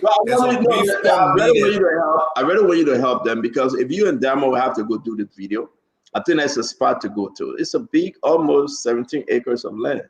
And, you know, it's in fence. But the thing is that you see somebody property in fence. Why you think you must go in that fence to buy a piece of the property? But the person telling you, say, I own the property, that you own a piece here, you'll fall for it because the thing enclosed. You know that he not the one who enclosed it? Listen, this is the second person going on that same property. Oh, and wow. People eating money from them. Leave, hey man, let's stop here. We'll talk. I want you to call me after the show. I think you and Diamond, you should send your guys. Let me do that drone video, and it will be. Just don't go there, man. You don't send your money to Liberia for people to eat your money. Diamond is back. Diamond, I beg you, work on this thing. You and I said, you go over there, man. I want the person got mad because our drone pilot don't just come out because we got a discount of mission. You are doing it for the show now. What are you talking about? You not even heard that already. You want to bring out the top Let's discuss it. We'll discuss that one. Then we'll go out and fly. You want to do it for your own promotion, though. But man, let's come on the show. Serious? No, that land business, it could be the next problem that we have. Our show, man. Let end our show, man. It's show. Go ahead, Dr. Richardson. Yeah, you know. Hey, see, Sekou Donzo. No, but Richardson, please finish your point. You are making a point that Stater interrupted you. They went down here the wrong way. You are saying a profound question from Ava. Yeah, I'll include that in my closing. Yeah. We started talking about the LTA saga, the saga in which the president Buckeye came in to rescue, Liberia from high salary, including the salary that the past and current LTA leadership is making. When we look at the record, when we dissected the record here today, we see that the LTA leadership, the board members are making at least $15,000 in change per month. And when President Buckeye came in, he suspended them, and then brought in Kamara, who again, as we heard today on this show, is making the same 15,000 plus change, including housing and all of that thing allowance. So nothing changed, my Liberian people. That's what we are gathering here today. Many of us concluded that nothing changed. Yeah, some might want to argue, oh, salaries it's hard to change the salary, but for Christ's sake, President Buckeye is the president. There's a couple of things he has options. He could do an executive order. The people who did the transitional team meeting with him, they could have informed him about these high salary, and he could have said, make measures. We don't expect him to just come in the first 3 months and salary will be changed. But even speak to Liberian people and say, we are working on this. I'm aware. This is the process. I don't even know the process in which they're supposed to change salary. But yes, when they cut the salary down, when they cut it to $3,000, there will be money in our budget for other things. Okay? And that's how the economy will benefit the average Liberian people. So that's what we started talking about. Lastly, about the LTA, I wanted to say, if they found the past leadership guilty of any fraudulent behavior, because we are seeing that some proposal was written, okay, and was submitted to the past LTA boss, she signed it. She asked 90,000 K, I saw at the top of the letter, to be given to Mr. Kamara, who, to me, they're in some kind of cahoot, all right? She should be held liable. If we don't find any outcomes of any performance of this digital service company, she should be held liable, because then that means they ate Liberian poor money for nothing. If they're not giving us any measurable outcomes, the Liberian people were duped. Okay, we began to talk about the bank. I believe I saw Ivar Toba made a very profound point here. He asked the question, why did they not go to the debtors? Maybe they did, okay? But John Malu told us, this Mali Kamara man, I don't know him from anywhere, but he borrowed $895,000 from the bank. And John Malu made it a point in his note here. If the note is his, what we saw, this man own properties in Liberia. So they're not small potato we're talking about. And I'm not you and myself. I personally have a bank with SIP, so I have a vested interest in maintaining the bank. But that's not my point here today. Okay? But if this man got money and he got property, why are we not going to the debtors to seize their property, which is what I've asked, to make sure that the bank can get his money back before being built out? Nobody, I'm sure maybe when Joe Malu comes here, he can tell us why. I urge Molly Kamara to come clean so we can know, what he knows about the bank. And I urge all of the debtors to please contribute to the bank. Liberia CBL should not be bailing out banks. They should not be like the Paul Kennedy said. That's when we compare apples to oranges, we compare the United States to America. That apples and oranges completely. The resources that America has, when banks are bailed out, there's something. They got a reason. They got multiple reasons, but we are learning that this bank first started with First International Bank. It was trouble. Then the Ghana people bought it. Then it became the Liberian people bought it. All of the leadership, if you look at it, if you check really quick, okay, they were in trouble. So there's issues with this bank, and CBL should at least be looking at what is causing this bank to go under, instead of just blanketly bailing out the bank. We need to have interest added to the money if that's what CBL choose to do.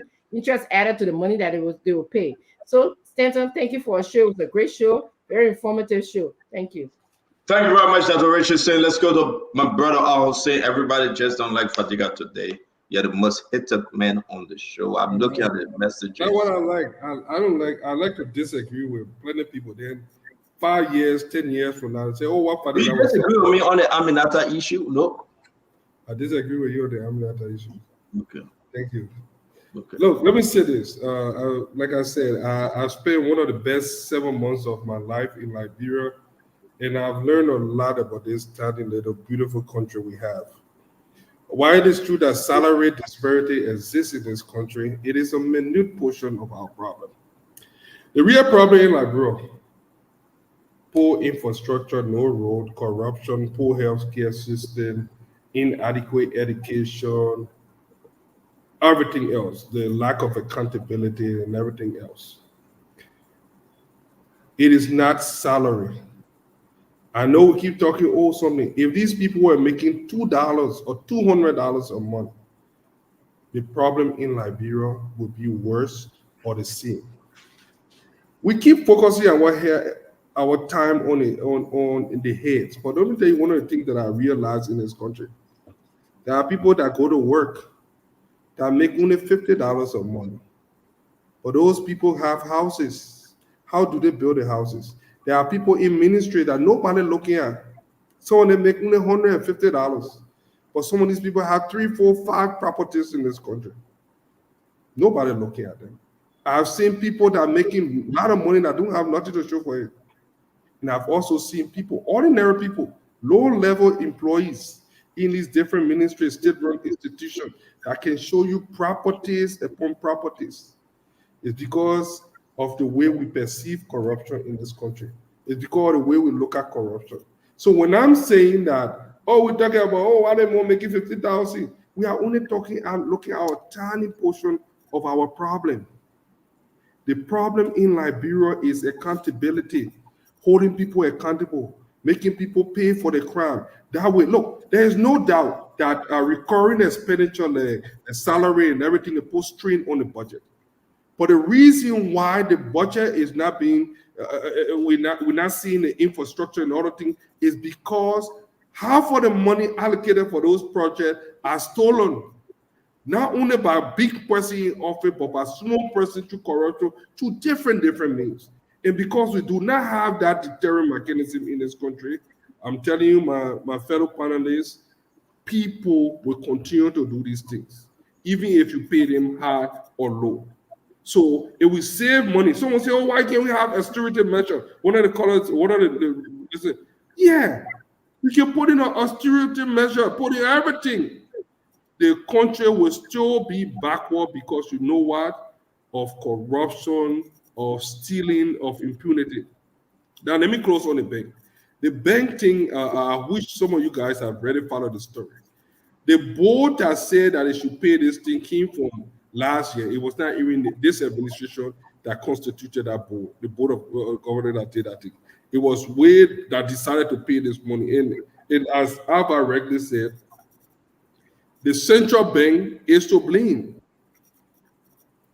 Look, I think, not to take out too much time, that before these banking institutions open a bank account, this is just a suggestion, beside that $10 million initial, I think they should be able to allocate additional $5 to $10 million that would be like a central bank back guarantee to guarantee our money in the bank up to 200 or 250,000. I think we should make that mandatory. That way, people will not just come here and open bank. That means if you go after collateral, you'll be able to do everything possible so that you can get all those things so that the bank don't lose. Because we do not want to have a run on the bank. And I think the central bank did the right thing. Because if we keep talking about the banking institution, the other one, and people we have and they have a run-on effect on our banks, let me tell you something. Our economy will tank. We already have banking institutions that are not even lending enough. We need more banking institutions. We need access to financing.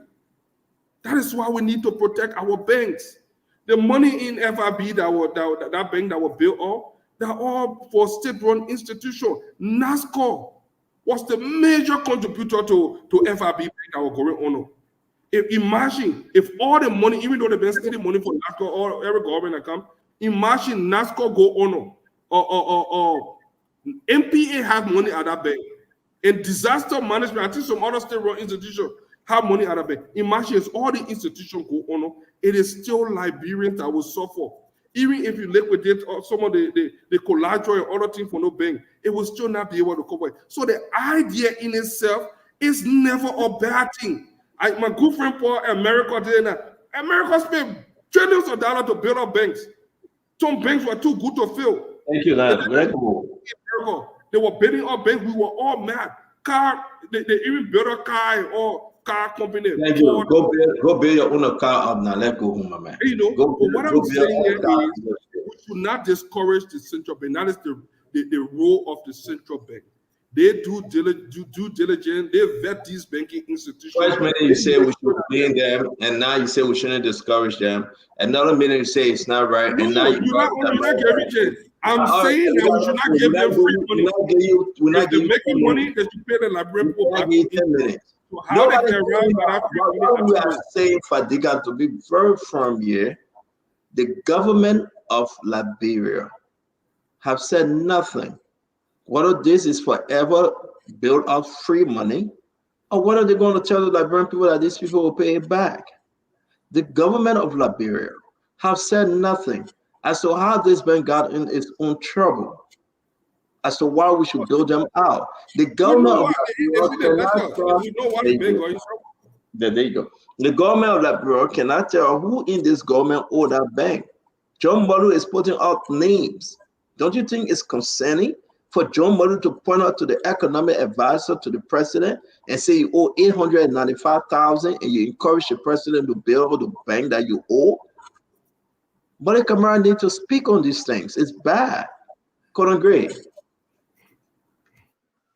You know, Stanton, back in 2010, when Tariq El Taib Mohamed Bouzizi, the Tunisian petty trader who lit himself on fire,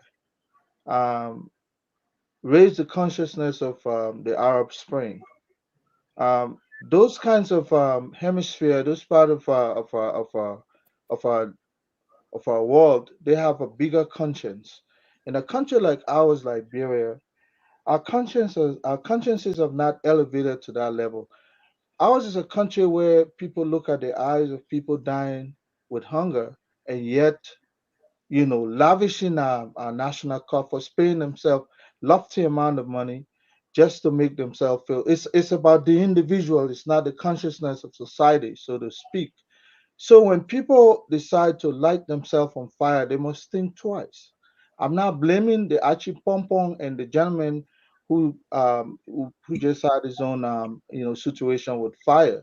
I'm not blaming them, but they should always remember that our country has not elevated. The consciousness of our society has not reached to that level where when someone lights himself on fire, society will recuse himself or will go in the corner and say, "My God, look at that guy," and things will change.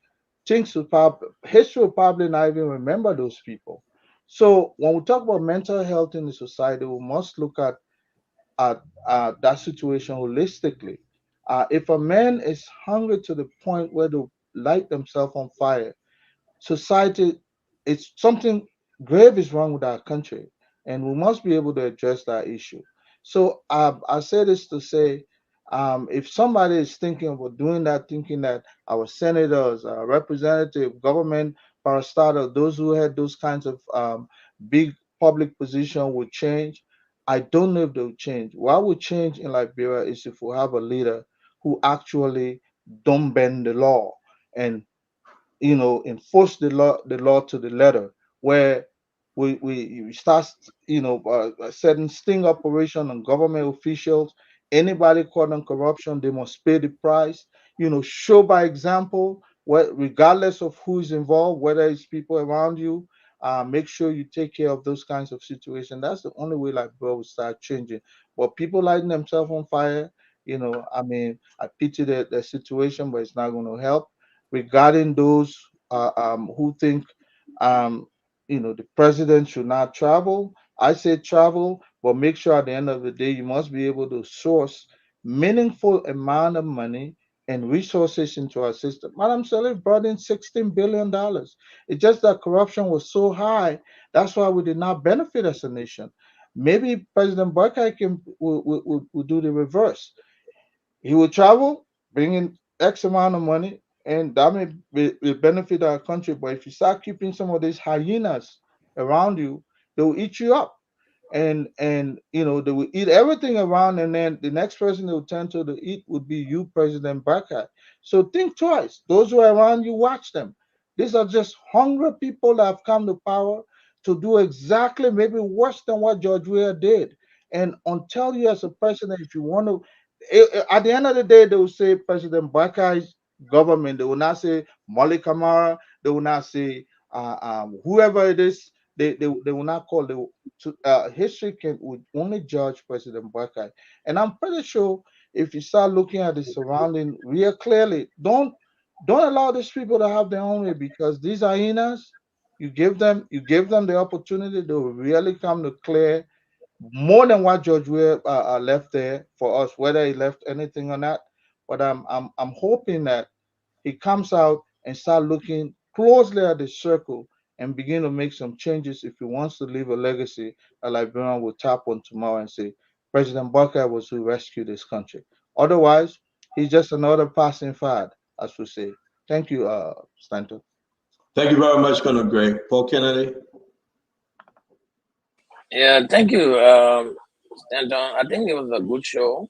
And yeah, as always, we'll contribute the little we know about the country and try to enlighten the minds of our people. But I still have to reserve that the country is in a dire need and a challenging state. To reform the country out of the current state, there are a couple of critical decisions that had to be taken by the president. And the reason why I point to the president is the president in Liberia has a lot of power to the extent that most of these reforms we're talking about, they could actually execute them or make sure that they are implemented at their will. Out of the $650 million budget, at least $350 million of that money goes just on salary. Salary, and I'm talking about Civil 7. Just Civil 7 salary is about $29 million every month. If you multiply that by 12, you're talking about anywhere between $340 to $350 million.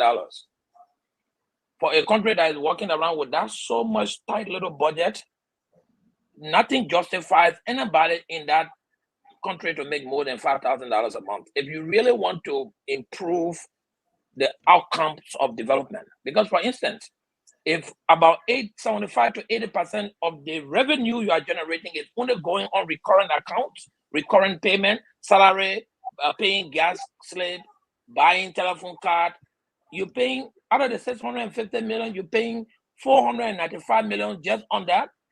The 150 million cannot develop anything. Nothing. The country will never get developed on that kind of budget. What you need to do is say, listen, in the next 10 years, we'll put a cap on salary. Nobody in this country will make over $5,000 a month. You make that $5,000, you're going to be saving between 65 to 80 million just from the cut down on salary, which you can put into other things. We are not against people getting paid. Fadiga, the CEO of Walmart make $5 million every month, but that's a private entity. So if you want to make a lot of money, go to the private world in the private sector and make money there. Government, Liberia has one of the highest paying government officials in West Africa. Do the math. I think the only country they're comparing to right now is Nigeria. But you know, Nigeria's annual budget is huge. So how can a small country like Liberia that is struggling to even pay Civil 7, in the same country will have people who are making 15, 16, 17, some of them $20,000 a month? The disparity is too alarming. So what we are saying is, in the future, you can look to see how you can tap up these people's salary little by little. But for now, if we really came to rescue, let's cut everybody's salary, let people make sacrifices so that we can enhance other sector of government. And then in the future now, maybe in the second term of this government, you can go and increase salary and everybody will enjoy. But this first 6 years, Fadiga, this 6 years should be about the people. The people are suffering. Some of them can barely have food to eat. How, you know why they are angry at us when we drive around in good flashy cars? Because they think you took your money from government. I mean, I made $3,000 a month in Liberia, but gross. By the time they cut all the taxes out of there, I'm left with $1,700 US and 40 to 50,000 Liberian dollars. That's how much money I made. But anybody saw me driving a brand new car, they're poking and stealing money. It's the perception of the people because of how they've seen other people live in the country. So what we are saying is government should put a cap on how much people are paid in public sector, increase the private sector, put some money there, and develop so that people can be getting paid instead of depending on government. And the whole argument about government taking $8 million to build out banks, I don't think any bank should be built out in Liberia. I agree with you that banks are contributing towards the economic trend of the country. But look at the small envelope the country has. Why are they taking the $8 million out front to give to banks that is a private bank? We're not talking about public bank yet. They're not LBDI. When government loan LBDI money, I will be sitting and clapping because LBDI is 50% owned by government. But somebody go and open their bank. Me and Alva go open bank. We ain't manage well. The bank start going, then the government can lose all money. But you guys, this is the kind of bank financial management thing. The IMF asking us.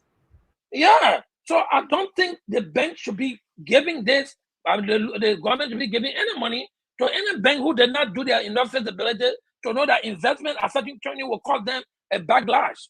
Let them go find their money from their investors and those people who actually took loan from them. Let them go confiscate their property and sell them.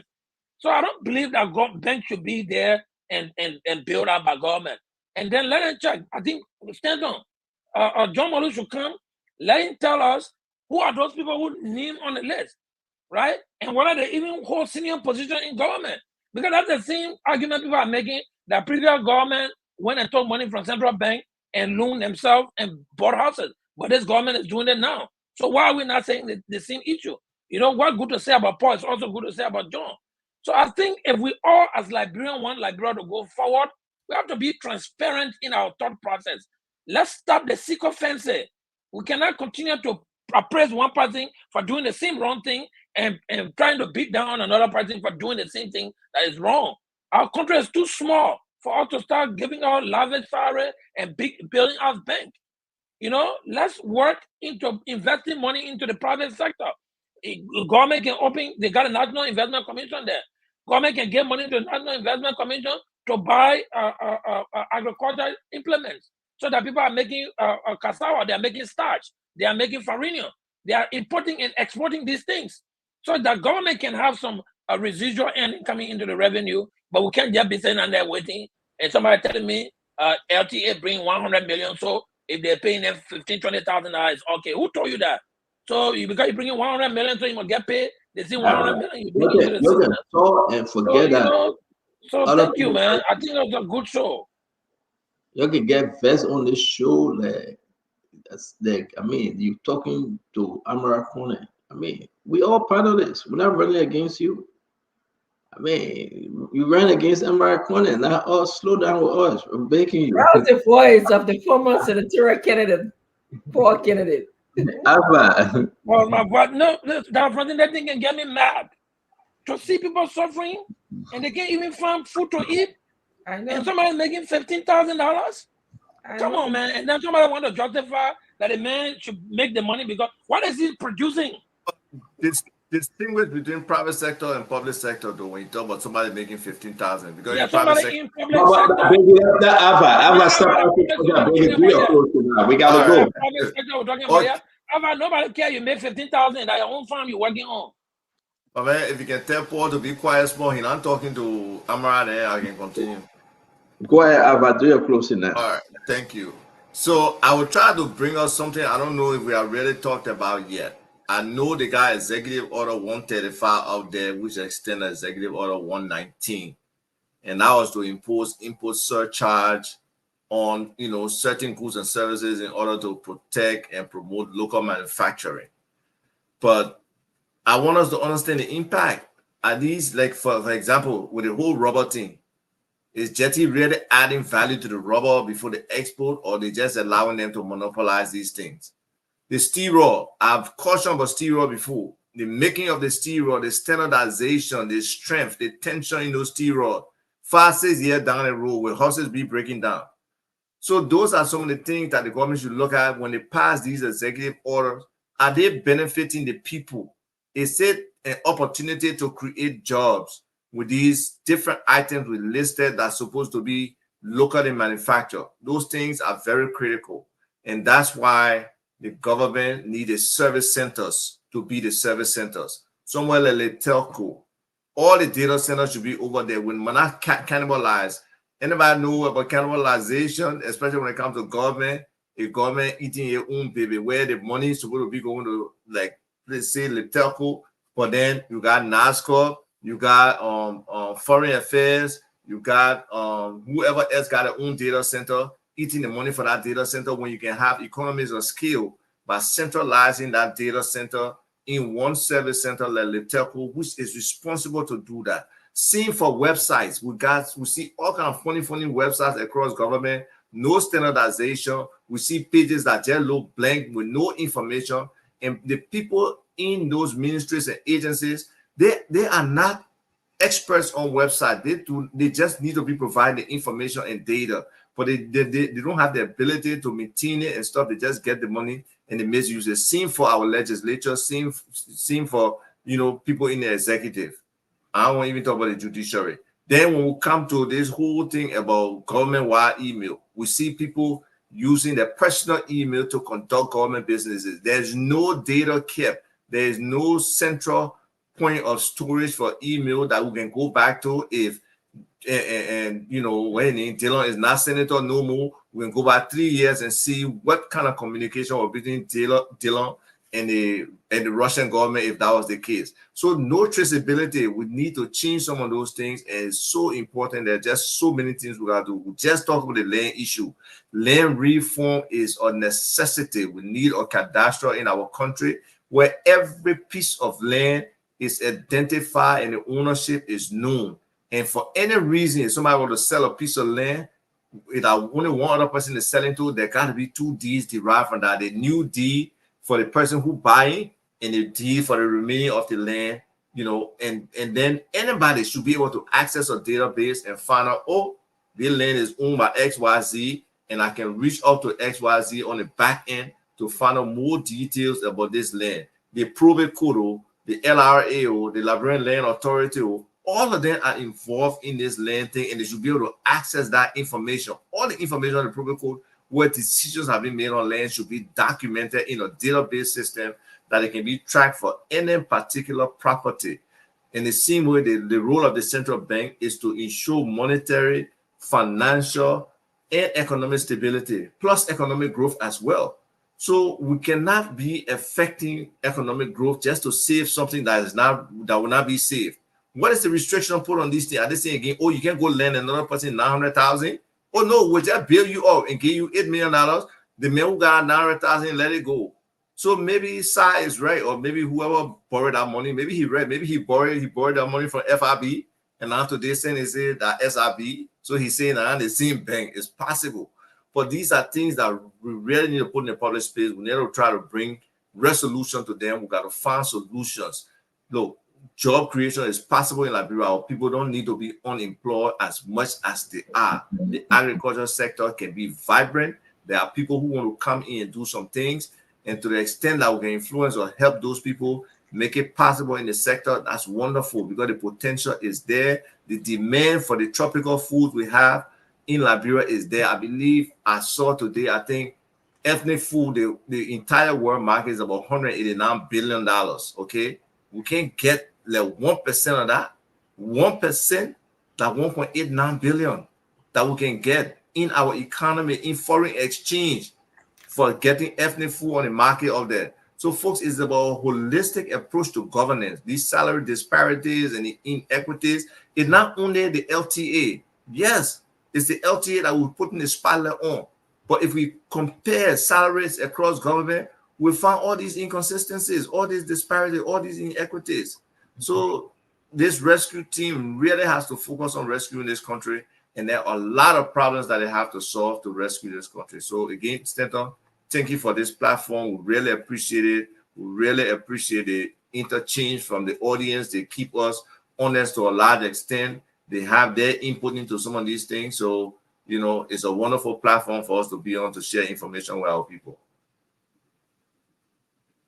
Gentlemen, I want to say thanks to all of you that just joined us today. Again, join us tomorrow. As I said, we'll be having Nathaniel Falomagade as our guest, one-on-one with the CEO. We'll be discussing why he went to the Supreme Court and he made his withdrawal. The outcome, his vision, what is he thinking on going to LCC. He went there twice already. He's on a massive criminal investigation. We'll be discussing when Attorney Follow McGill. We also like to say to you again, understand ECOWAS in the country. He's going to talk to us about their dealing with ECOWAS and the vision of former President George Manowia. But this senator is in a huge, big wilder. Join us tomorrow. It will be very, very interesting. We'll have a good time having the discussion on the floor. I want to say thanks to Dr. Francine Chineway, Special Richardson. Thank you very much for joining us. Al Hussein, UJ Fadika, thank you. Colonel L. Remy Gray, thank you. Paul Kubu Kennedy, thank you. And Asiva Toba Jr. I want to also say thanks to Eduardo for joining Aldama for producing the show. Nelson, come on. We appreciate each and every one of you. I have a question. Next time when you come, please, I want you to find that video when Patrick Hunter was crying. Next time we'll come. Why you all Patrick Hunter one salary? Why the made that the example for the other salary? Was he really advocating against high salaries at LTS? Oh yeah. Hold on, guys. Hold on. I really feel sometimes your attention don't be on the show as a vibe. For you to ask that question, I really think I don't know why you only one man. You always distracted because we didn't put salary on Patrick Hunter. We put salary on all of the LTA commissioners. Patrick Hunter called on the show to discuss the 2.6 million that was illegally taken by the board chair, Abdullah Kamara. Folks followed us yesterday. The amount that they make is for all of them. It's not for Patrick Hunter. And I was glad that he called on the show. So to ask him why I put a salary based on it, I cannot help you because you know what? You stop watching videos when you're on Spoon Talk. It will help you to catch up. And a bad video you can be watching, by the way. Oh God, I knew you were coming go there. Thank to everybody. You have a good day, Dr. Richardson. You're fine. And don't forget, I buy 100. I beg you. I buy in me telling me, I didn't hire a friend owe me. He want to pay. The man say he gave you 100. You know. No, Stanton has corrupted you. Paul Stanton has corrupt you. No, that's not corrupt. You hear what I say? If I have corrupted you, because look at the behavior. Look at the behavior. I test the man. The man lying. But why? So when Stanton show his phone, that be not true. But the man showing his phone, you blame him. You ask me. Stanton has corrupted you. Now you can do it. It means that I can show black food. We say, get the information. We learning from them, my man. Hey, you not admit it. Thank you. Yo, me and the man left together on 19 Blueberry Lane in Willingboro, New Jersey. So we ain't left together. I used to go visit you there. I wasn't living there. Get it right. I know. The guys that stay there. And you know, I understand you can come down sometime with a girl you know here in Willingboro. Maybe you're welcome.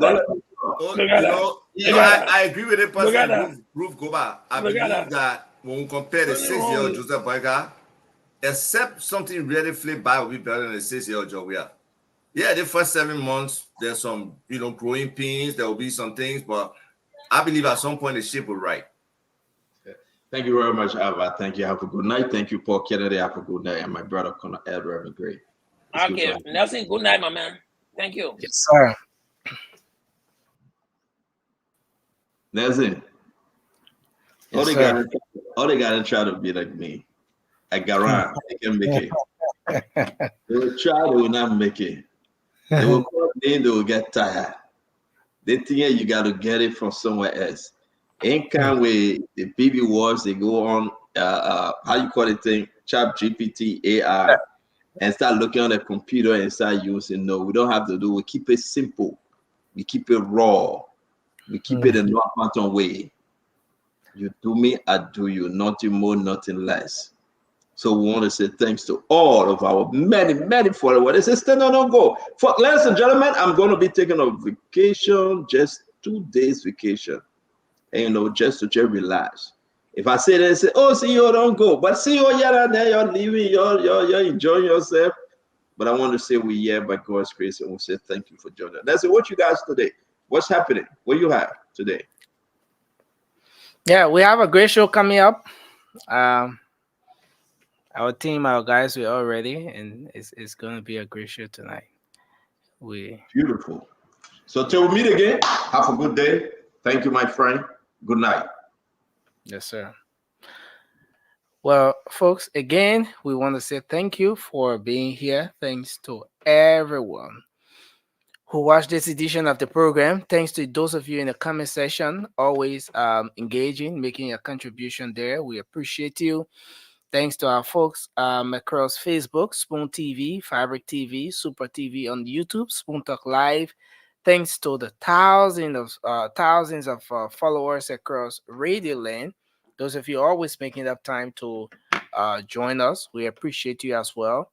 Whether you've been listening to us on Spoon FM 107.5, Fabric 101.1, or the partner radio stations across the country, we say thanks for being here. We look forward to having another great show tomorrow. Until then, I'm Nelson Collier. Have a good night, and bye-bye for now.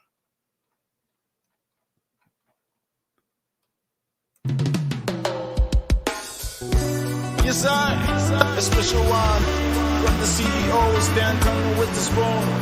And your boy, Friday the Southern Band. Charges on the beat.